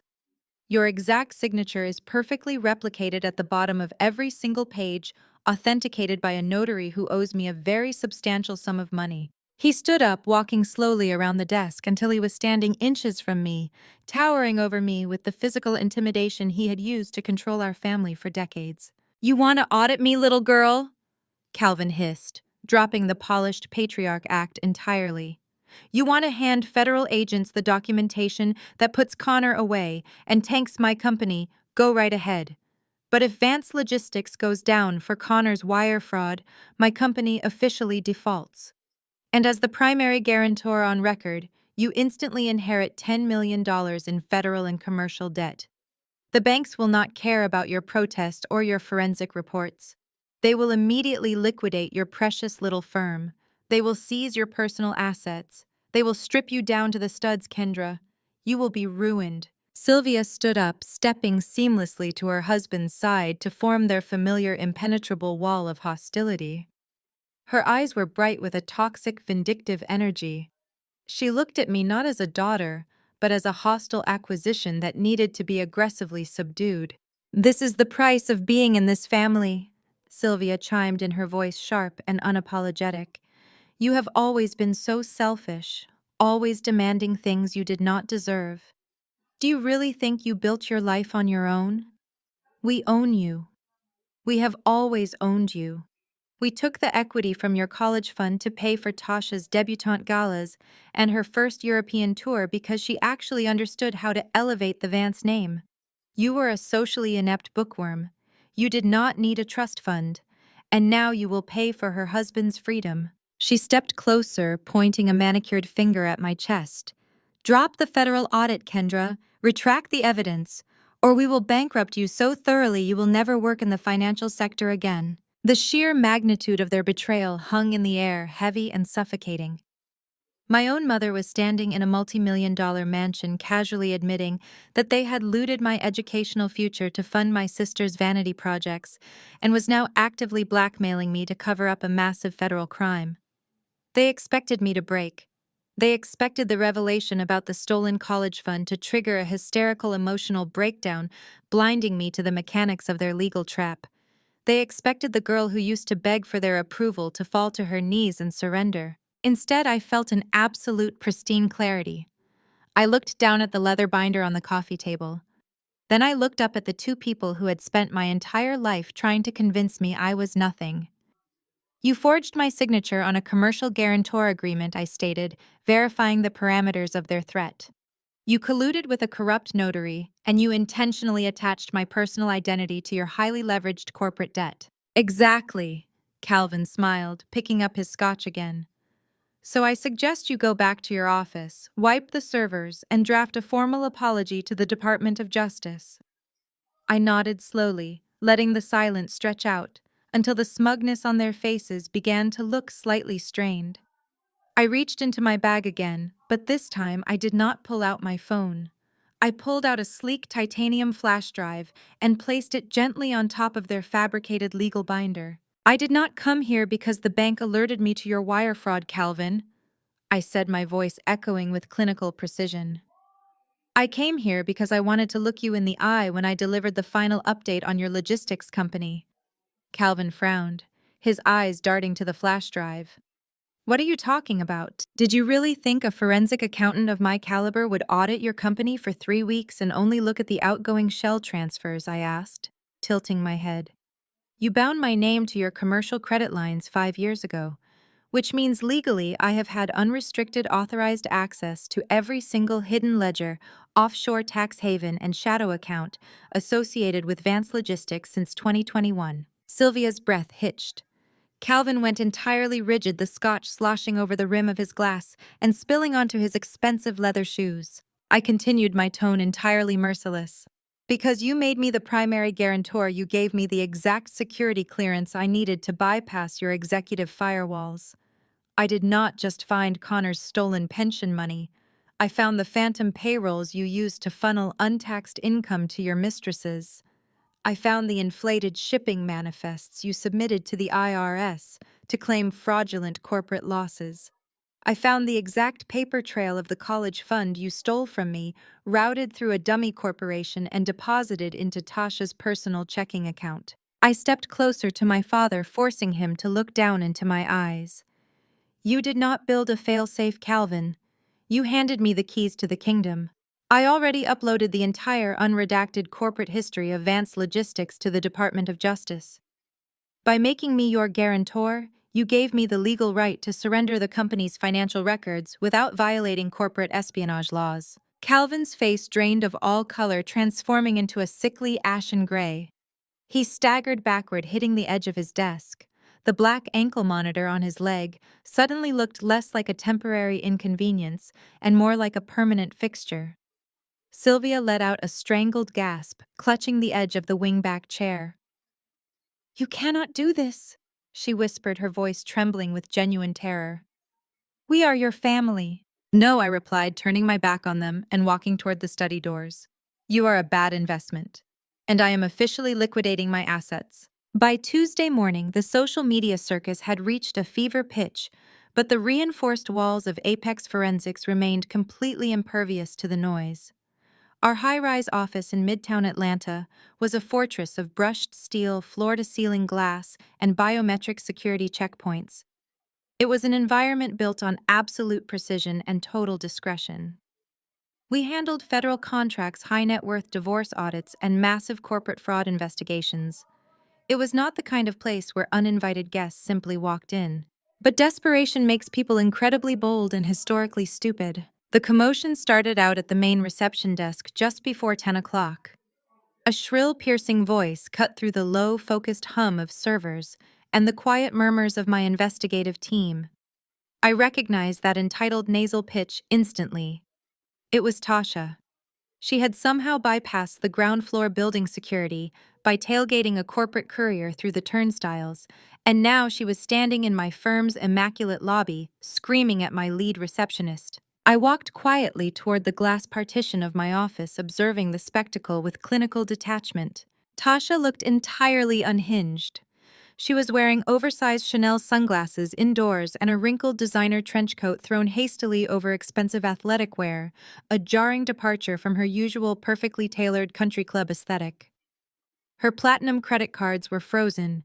Her husband was sitting in a federal holding cell awaiting a bail hearing, and her luxury, Mercedes, had been impounded by the Department of Justice. Yet she still clung to the delusion that she possessed the authority to command a room. She slammed her hand flat against the marble reception desk, her diamond rings clacking sharply against the stone. "I demand to speak to whoever is in charge of this pathetic little accounting branch," Tasha screeched, her voice echoing aggressively off the glass walls. "You have an employee named Kendra Vance. She is a vindictive, lying, unstable woman, and I am here to ensure she is terminated immediately. Bring me your manager right now." I watched through the soundproof glass of my corner office as Malik, my co-founder and managing partner, stepped out of the adjacent conference room. Malik was a former federal prosecutor with the Department of Justice, a man who possessed an intimidating physical presence and a notoriously dry, merciless sense of humor. He had spent a decade dismantling organized crime syndicates before we built Apex together. He caught my eye through the glass partition. I gave him a subtle, calculating nod. He buttoned his bespoke suit jacket and approached the lobby with a calm, predatory grace. "Is there a problem out here?" Malik asked, his voice a deep, soothing baritone that only seemed to infuriate Tasha further. She spun around, taking in his tailored Tom Ford suit, his pristine leather Oxfords, and the authoritative way he held himself. Her socially conditioned brain immediately assumed he was the superior she needed to manipulate. "Are you the manager?" she demanded, crossing her arms defensively. "Because you have a massive, catastrophic liability working in this office. Kendra Vance is my sister. She is a low-level, entry-level bookkeeper who has been abusing your company's software to fabricate federal documents. She has launched a fraudulent, racially motivated vendetta against my innocent husband because she is a bitter, jealous spinster who cannot get a man of her own." Malik did not blink. He did not interrupt. He simply clasped his hands behind his back and let her dig her own grave. I stepped out of my office, leaning casually against the doorframe, remaining just out of Tasha's peripheral vision. The entire bullpen of analysts had stopped typing, watching the lobby with a mixture of shock and sheer fascination. Tasha's rant continued, fueled entirely by the toxic echo chamber of our mother's Facebook groups and country club group chats. "She is dragging your firm's name into a federal investigation built entirely on her psychotic delusions. I have high-level connections in this city. My father is Calvin Vance. If you do not fire her pack up her desk and issue a public statement denouncing her actions, I will personally see to it that this entire firm is investigated for gross negligence. I want her terminated right now. I want her out on the street." Malik let a long, heavy silence fill the lobby. He looked at Tasha with the clinical fascination of a scientist observing a particularly loud, insignificant insect. "You want me to fire Kendra Vance?" Malik repeated slowly, making sure every single syllable resonated in the quiet room. "Immediately," Tasha snapped, tapping her foot against the marble floor.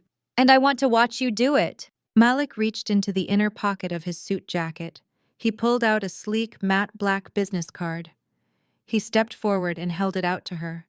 Tasha snatched it from his fingers, a triumphant, ugly smirk spreading across her face as she prepared to memorize the name of the man she firmly believed was doing her bidding. I watched the exact second her reality shattered. It was a beautiful, instantaneous collapse. Her eyes scanned the card. The smirk froze on her lips, then violently melted away, replaced by an expression of pure, unadulterated horror.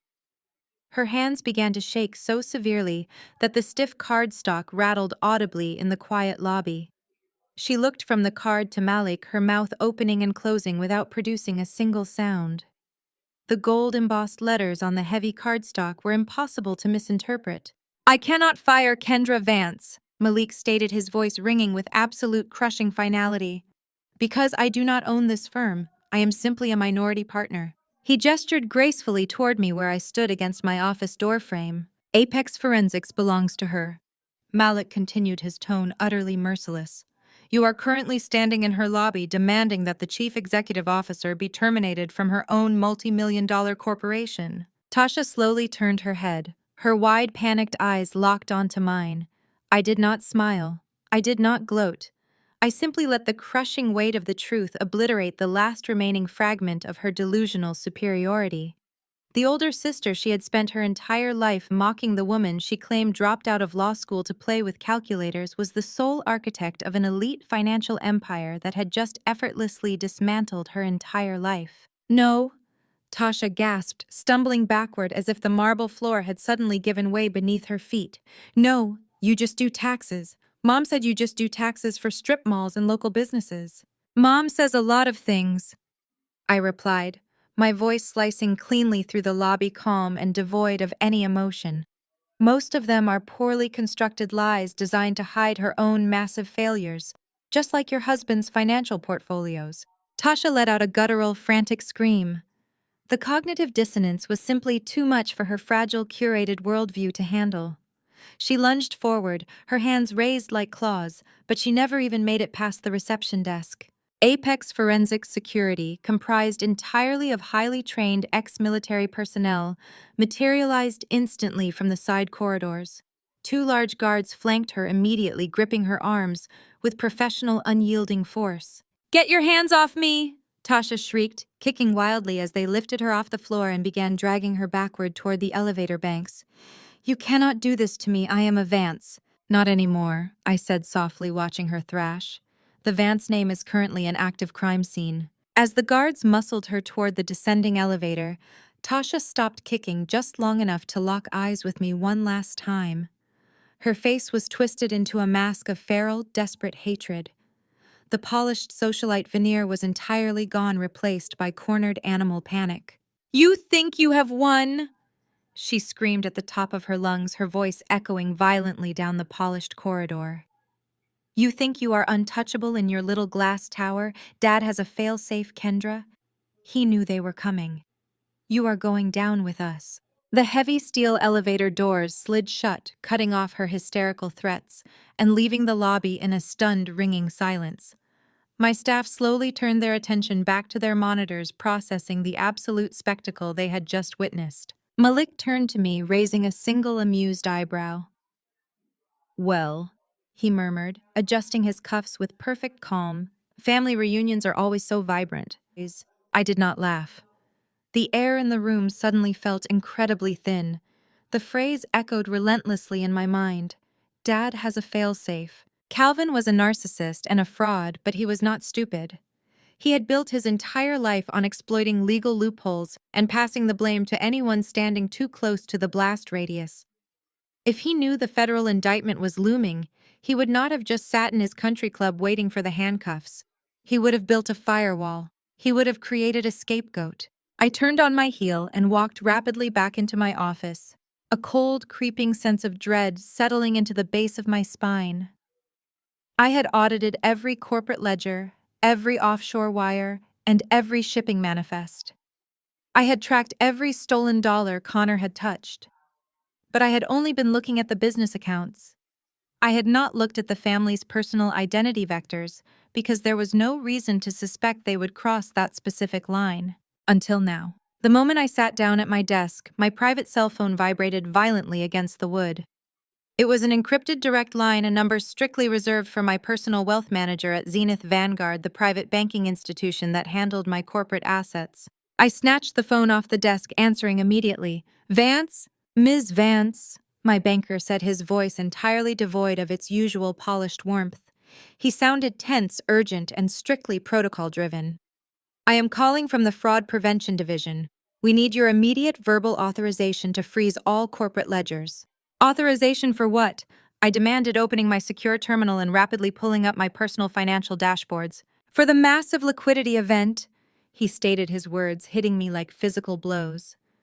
Someone just submitted a digitally verified, highly authenticated request using your exact social security number, your biometric bypass codes, and your mother's maiden name.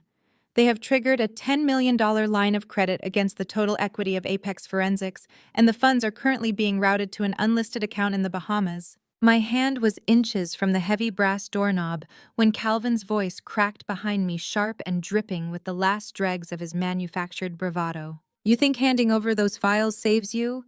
he shouted, his chair squeaking as he forcefully stood up. "The Department of Justice can have the company. Let them seize it. But that commercial debt is held by a private banking consortium, Kendra.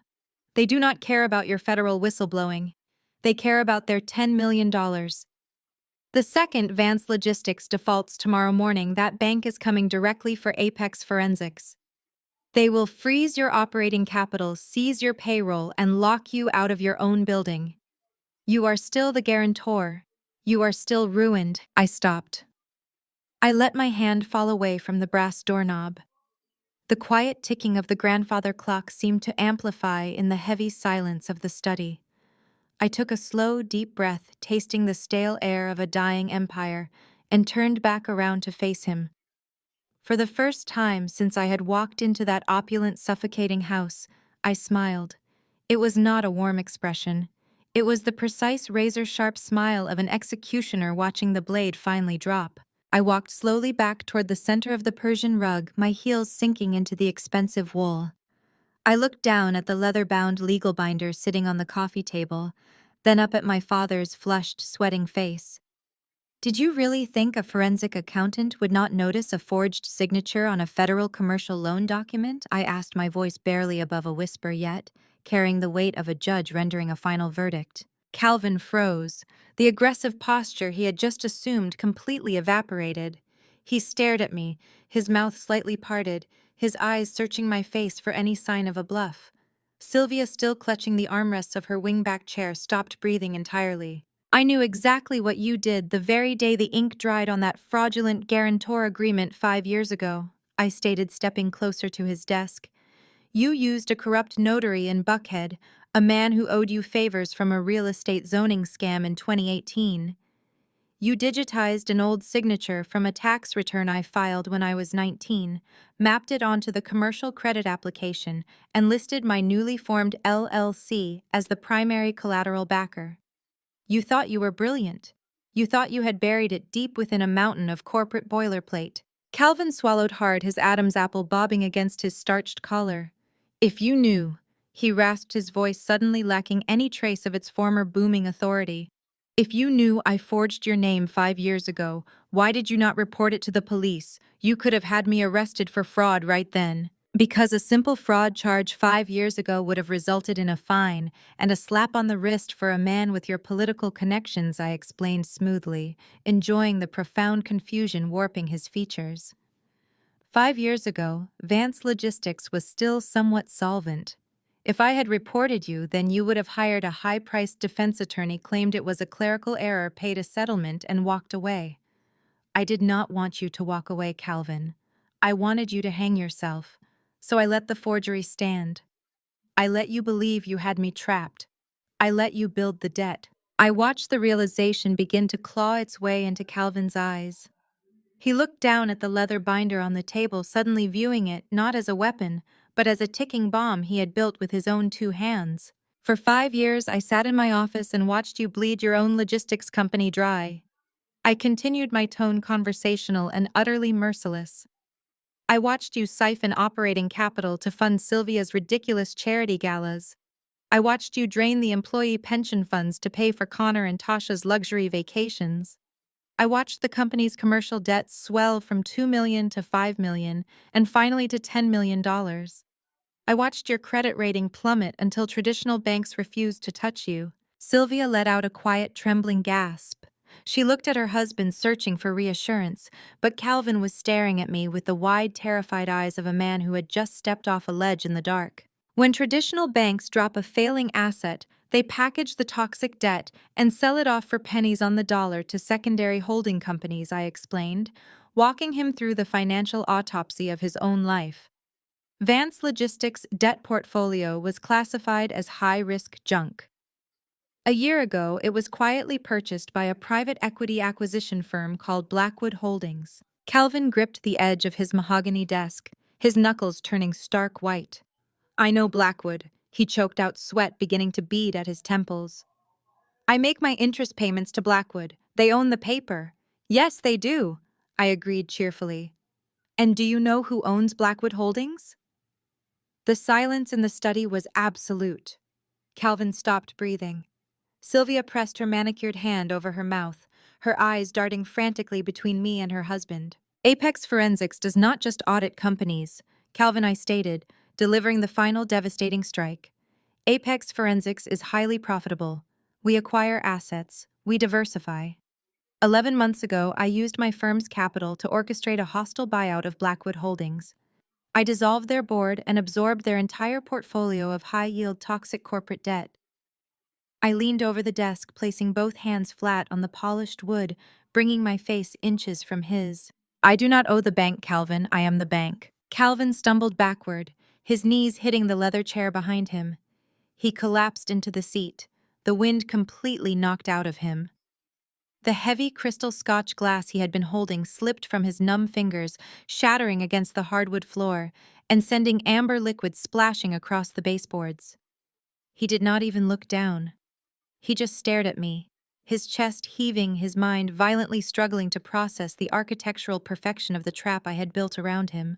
The $10 million debt does not belong to me, I whispered, ensuring every word carved itself into his ego. It is owed directly to me. I own the paper on your entire life. I hold the mortgage on this mansion. I hold the titles to the corporate vehicles. I hold the liens against Sylvia's jewelry collection. The moment your company defaults tomorrow morning, I am not going to be liquidated. I am going to legally seize every single asset you possess to satisfy the debt you fraudulently acquired. Sylvia shattered. The haughty, untouchable country club matriarch completely disintegrated. She shot up from the wingback chair, her cashmere lounge set suddenly looking absurdly out of place on a woman who was about to be rendered entirely destitute. Kendra, you cannot, Sylvia cried, her voice pitching into a hysterical, breathless squeak. This house is in my name. The cars, my accounts, you cannot take them. We are your parents, we are your family. You are collateral. I corrected her, not sparing her a single ounce of empathy.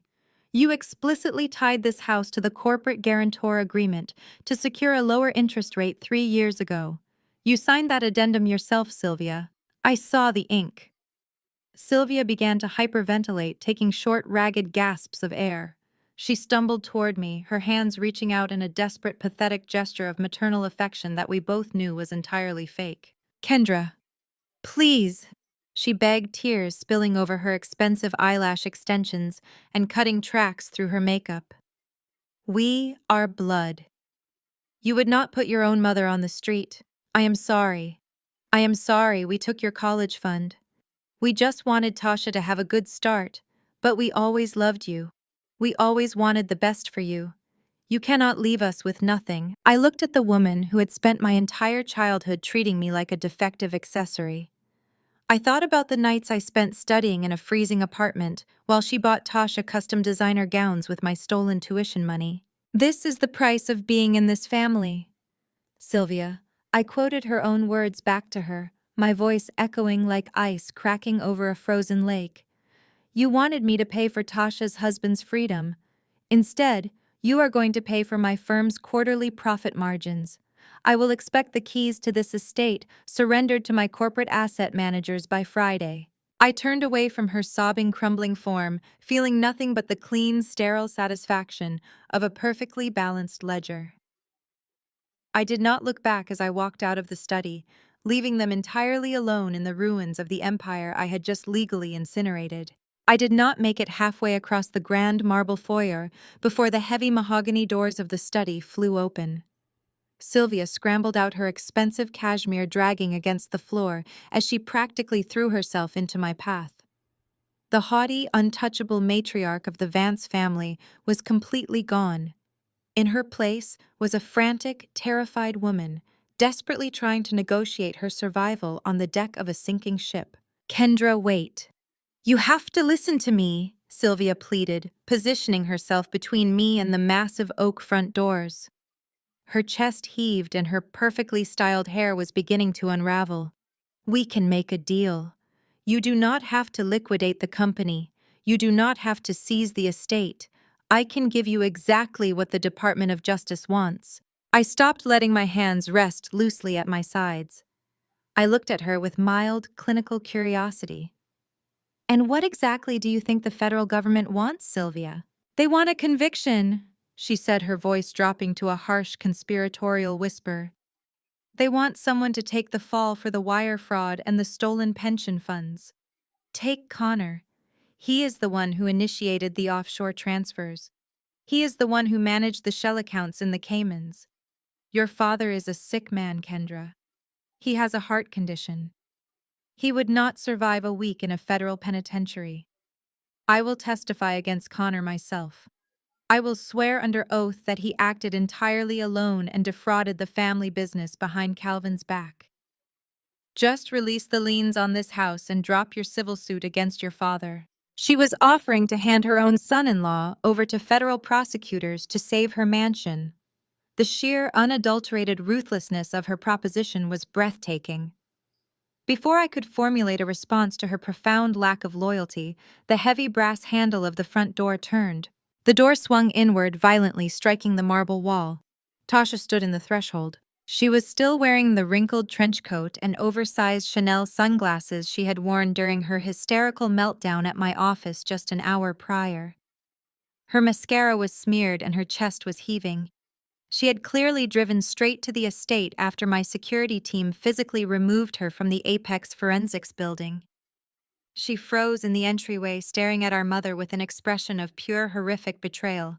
"You are going to sell out my husband!" Tasha shrieked, ripping the sunglasses off her face and throwing them onto the floor. Her voice echoed off the vaulted ceiling, sharp and jagged. "You are going to send Connor to federal prison to save Dad." Sylvia immediately recoiled, her hands flying up defensively. "Tasha, you do not understand the situation. Kendra has seized the corporate debt. She holds the mortgage on the house. Connor is already facing a federal indictment. We have to be practical. We have to protect the family." "Protect the family!" Tasha screamed, lunging forward until she was standing inches from Sylvia's face. "Connor is my family. And Connor is the only one who knows the access codes to our remaining offshore trust. If he goes to prison, I lose everything. I lose the cars, the accounts, the club memberships. You are not sacrificing my lifestyle to save this stupid house." The two women glared at each other, the illusion of their perfect high society bond instantly evaporating. The rats were officially turning on each other, tearing at one another's throats to avoid drowning. Tasha suddenly whirled around and focused her manic, frantic energy entirely on me. She pointed a trembling, manicured finger at my face. "This is all your fault," Tasha yelled, her face contorting with a greedy, unhinged fury. "You did this. You plotted this entire thing because you have always been jealous of me. But it does not matter that you bought Dad's debt. It does not matter that you own that forensic firm. We are blood. You are legally obligated to support this family. I am the favorite daughter, Kendra. I am the face of the Vance legacy. I am the one who networked at the charity galas while you hid behind a computer screen making spreadsheets. You owe me a living." I stared at my older sister, genuinely marveling at the depth of her narcissistic delusion. "I demand half," Tasha declared, crossing her arms and lifting her chin in a pathetic imitation of authority. "You will sign over 50% of Apex Forensics to me by tomorrow morning. I will take an executive salary and a seat on the board. You will unfreeze my platinum cards, and you will use your federal contacts to drop the charges against Connor. If you do that, I might forgive you for this ridiculous stunt." I let her finish. I let the absolute absurdity of her demands hang in the cold air of the foyer. "You do not have a seat at the table, Tasha," I said, my voice dropping to a soft, terrifying register that made her visibly flinch. You are a 32-year-old woman with absolutely zero marketable skills, a frozen bank account, and a husband facing 20 years in a federal penitentiary. You are not a board member. You are an unemployed liability. Apex Forensics is a multi-million-dollar corporate entity, and I own 100% of the voting shares. You will never see a single cent of my money. You will never step foot inside my building again. And if you attempt to contact my banking division one more time, I will personally have you arrested for criminal harassment. Tasha's mouth opened, but no sound came out. The golden child facade completely shattered, leaving behind nothing but a terrified, powerless woman who finally realized that her social status held absolutely no currency in the real world. I stepped around her, pushing the heavy oak door open and walking out into the cool evening air. The humid, suffocating atmosphere of the mansion faded the second I stepped onto the expansive front porch. I walked down the brick steps toward the circular driveway where my sleek black sedan was parked under the glow of the landscape lighting. The gravel crunched beneath my heels. The estate was eerily quiet, a stark contrast to the screaming match I had just left inside. I reached into my handbag for my keys, eager to return to the quiet sanctuary of my own home. Kendra. The voice emerged from the shadows near the tall manicured hedges lining the driveway. I stopped, turning slowly. Connor stepped out into the ambient light. He looked terrible. The slick, arrogant finance bro who had sneered at me during family dinners was completely gone. His designer suit jacket was missing, his tie was loosened, and his shirt was stained with sweat. A bulky black federal ankle monitor was strapped securely over his sock, identical to the one my father was wearing inside. He had clearly just made bail. "Do not scream," Connor said quickly, raising both hands in a placating gesture as he moved closer to the car. "I am not here to fight. I am here to make a business arrangement. We are reasonable people. We can help each other." I crossed my arms, leaning back against the driver's side door of my car. I did not reach for my pepper spray. I simply watched him sweat. "You have absolutely nothing to offer me, Connor." "I have the head of the snake," he countered, his eyes darting nervously toward the front door of the mansion. "Calvin and Sylvia are inside right now, plotting how to throw me under the bus. I know it. They think I am taking the fall for the wire fraud. But they are not innocent victims, Kendra. They knew exactly where that pension money was coming from." He reached into his back pocket and pulled out a small encrypted hard drive. He held it up in the dim light, offering it like a priceless artifact. "This is a hidden shadow ledger," Connor explained, a desperate, frantic edge bleeding into his voice. "It proves that Sylvia knowingly funneled the stolen corporate funds through her philanthropic charity. It details every single transaction. It proves Calvin authorized the offshore tax evasion. I will turn state's evidence. I will hand this drive directly to the Department of Justice tomorrow morning, and I will testify against your parents in open court. They will both go to federal prison."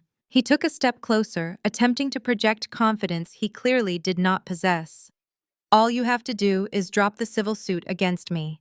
Release the freeze on my personal Cayman account.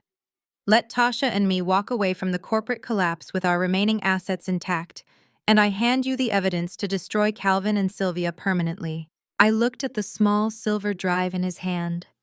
I looked at the man who had gladly stolen millions of dollars from hardworking employees to fund his luxury sports cars, now eagerly offering to send his own in-laws to a federal penitentiary to save his hidden bank accounts. The absolute moral bankruptcy of this family was staggering. I reached into my pocket. I did not take the hard drive. Instead, I pulled out my own smartphone. I tapped the screen, unlocking the device, and opened a highly secured encrypted audio file. "Connor, you always were a terrible liar," I said, my voice entirely devoid of warmth. "You are not offering me a deal out of a sudden desire for justice. You are offering me a deal because your backup plan is falling apart." I pressed play on this audio file. The crisp digital recording filled the quiet driveway. "Calvin is a sinking ship." Connor's own voice played from the phone speaker recorded just 3 hours prior. "We liquidate the remaining offshore accounts tonight. We catch a private charter to Macau by tomorrow afternoon. They do not extradite for white-collar crimes, Tasha. We take the cash, we leave the country, and we let the old man rot in a federal cell. He is practically dead anyway." Connor froze. All the blood drained from his face, leaving him looking like a ghost in the driveway lights. He stared at my phone, his eyes wide with absolute primal terror as he listened to his own voice detailing a federal flight risk protocol. I paused the recording and slipped the phone back into my pocket. I looked at him with dead, unrelenting eyes. Did you really think a forensic accountant would not notice you attempting to access a frozen offshore account from a burner phone? I asked softly. Did you honestly believe I had not already tapped every single communication line exiting this estate? You are not flying to Macau, Connor. You are going back to a federal holding cell. And this time the judge will completely revoke your bail. Have a wonderful evening. I left Connor standing in the driveway, the harsh glow of the landscape lighting, casting long, jagged shadows across his terrified face. The sheer panic radiating from his rigid posture was palpable, but I did not wait to hear whatever pathetic, desperate excuses he was attempting to formulate. I simply turned around, my heels crunching rhythmically against the gravel, and walked straight back up the brick steps of the estate. I pulled the heavy mahogany front doors open. The grand foyer was no longer silent. Shrill, overlapping voices echoed violently down the corridor from Calvin's study. Tasha had apparently recovered from her initial shock in the entryway and retreated into the one place she felt secure. I approached the open doorway of the study and leaned against the polished wood frame. The scene inside was a masterclass in total systemic collapse. Tasha was pacing frantically back and forth across the Persian rug, gesturing wildly as she screamed at our mother. Sylvia was slumped in her wingback chair, weeping into her hands, entirely stripped of her country club elegance. Calvin was standing behind his desk, his face a dangerous shade of crimson, violently ordering Tasha to lower her voice. The unified, impenetrable wall of the Vance family had completely dissolved into a toxic, chaotic scramble for self-preservation. I did not announce my return. I simply raised my phone, adjusted the volume to maximum, and pressed play. The crisp, high-definition audio of Connor's voice immediately silenced the room. Calvin is a sinking ship. The recording blared, bouncing off the mahogany walls and filling every corner of the study. We liquidate the remaining offshore accounts tonight. We catch a private charter to Macau by tomorrow afternoon. They do not extradite for white-collar crimes, Tasha. We take the cash, we leave the country, and we let the old man rot in a federal cell. He is practically dead anyway. Tasha's voice chimed in next, clear and eager. Just make sure the routing numbers are clean. I am not spending the rest of my life visiting a penitentiary. Let my father deal with the auditors. He built this mess, he can pay for it. I tapped the screen, cutting the audio, and slipped the phone smoothly back into my blazer pocket. The silence that followed was absolute, suffocating, and incredibly heavy. Calvin Vance stood frozen behind his desk. The deep crimson flush of anger drained entirely from his face, leaving behind a sickly, hollow gray. He slowly turned his head, his eyes locking onto Tasha. The man who had spent his entire life valuing loyalty, demanding absolute obedience, and worshipping his golden child, was currently processing the ultimate devastating betrayal.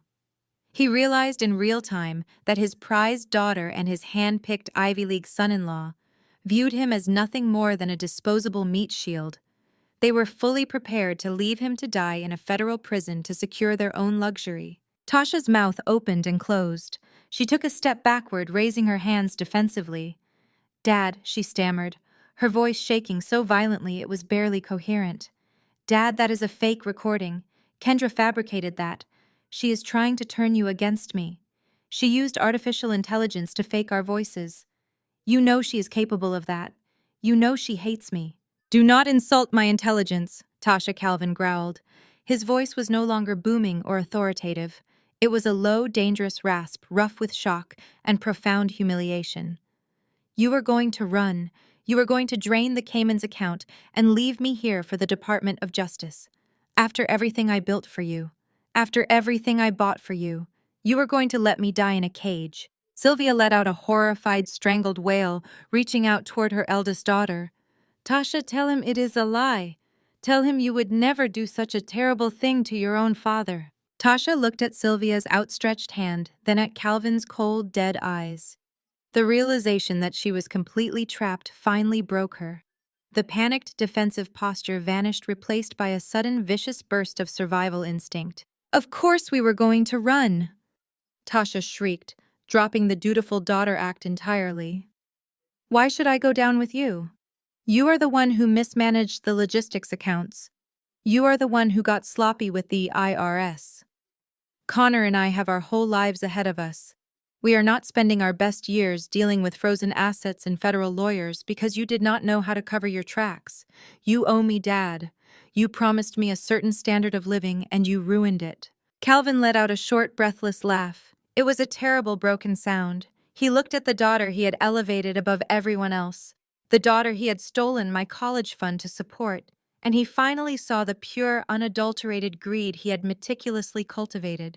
I stepped fully into the room, drawing their attention back to the immediate, inescapable reality of their situation. As fascinating as this psychological autopsy is, I interrupted, my voice sharp and clinical.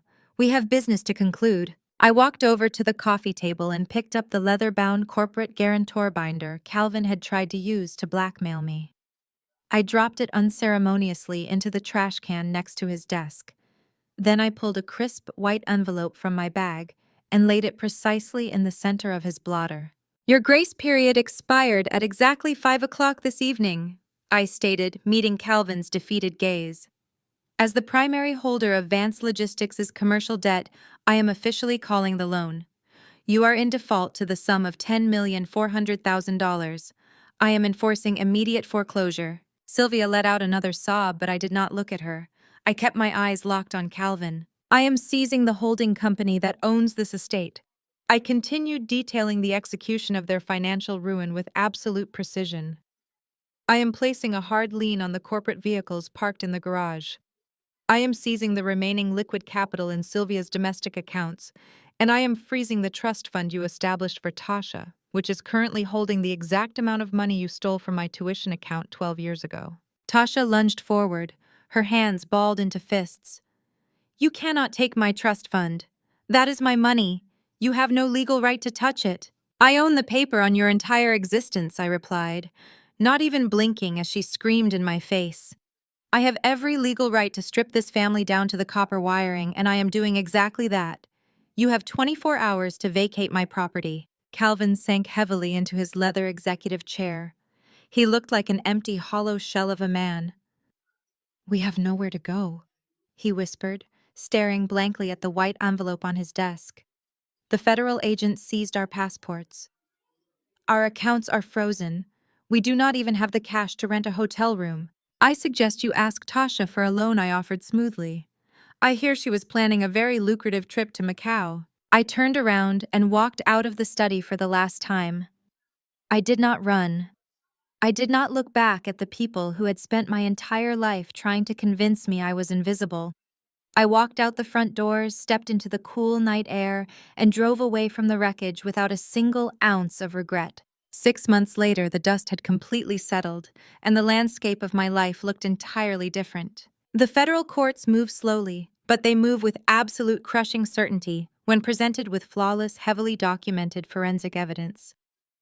Connor took a plea deal to avoid a 30-year sentence. He was currently serving 10 years in a minimum security federal correctional facility in upstate New York. Calvin and Sylvia Vance experienced a fall from grace so spectacular it was practically studied by the local country club. Stripped of their mansion, their luxury cars, and their carefully curated social status, they were forced to rent a cramped, poorly lit one-bedroom apartment on the outskirts of the city. Calvin was officially indicted on multiple counts of corporate fraud, tax evasion, and embezzlement. He spent his days sitting in a cheap recliner waiting for his trial date and complaining about his heart condition to a wife who could barely stand to look at him. Sylvia had aged 10 years and 6 months. She was forced to take a job working a cash register at a local retail boutique, scanning barcodes for the exact same women she used to invite to her charity galas. Tasha's descent was perhaps the most satisfying. With her trust fund legally seized to satisfy the corporate debt, and her husband sitting in a prison cell, her platinum lifestyle instantly evaporated. She deleted all of her social media accounts the day the bank repossessed her Mercedes.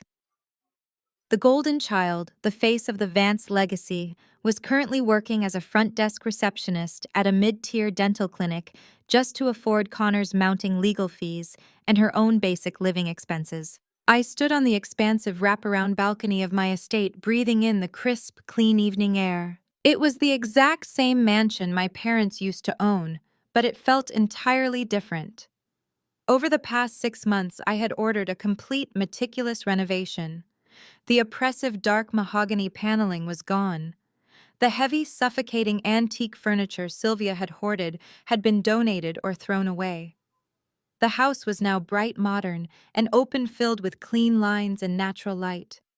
I had systematically erased every single trace of their presence, transforming their monument to greed into my own personal sanctuary. The glass balcony doors slid open behind me. Malik stepped out into the evening breeze. He was wearing a tailored navy suit, looking effortlessly relaxed. He walked over and handed me a crystal flute filled with expensive vintage champagne. "The quarterly reports just finalized," Malik said, leaning his forearms against the stone balustrade and looking out over the manicured grounds. "Apex Forensics is up 22%. We just secured 2 new federal contracts and the liquidation of the Vance Logistics assets officially closed this afternoon. We are highly profitable, Kendra." I took the champagne glass, the cool crystal grounding me in the present moment. "It was a good investment," I replied smoothly. My personal cell phone began to vibrate on the small patio table next to me. The screen lit up in the dimming twilight. The caller ID displayed an unknown local number, but I knew exactly who it was. It was the same time they called every single week. It was either Sylvia begging for a temporary loan to cover their rent, or Tasha demanding I pay for a better defense attorney for Connor. Malik glanced at the vibrating phone, then raised an eyebrow at me. "Are you going to answer that?" I picked up the phone. I looked at the flashing screen for 3 seconds, feeling absolutely nothing at all. I pressed the small button on the side of the device, sending the call directly to voicemail, and set it face down on the table. "No," I said, turning my attention back to the incredible view of the property. "I am off the clock." I raised my glass, clinking it gently against Malik's. I took a slow, savoring sip of the champagne, letting the silence of the evening wash over me. I looked out over the sprawling estate, the pristine gardens, and the quiet, peaceful life I had built entirely with my own hands.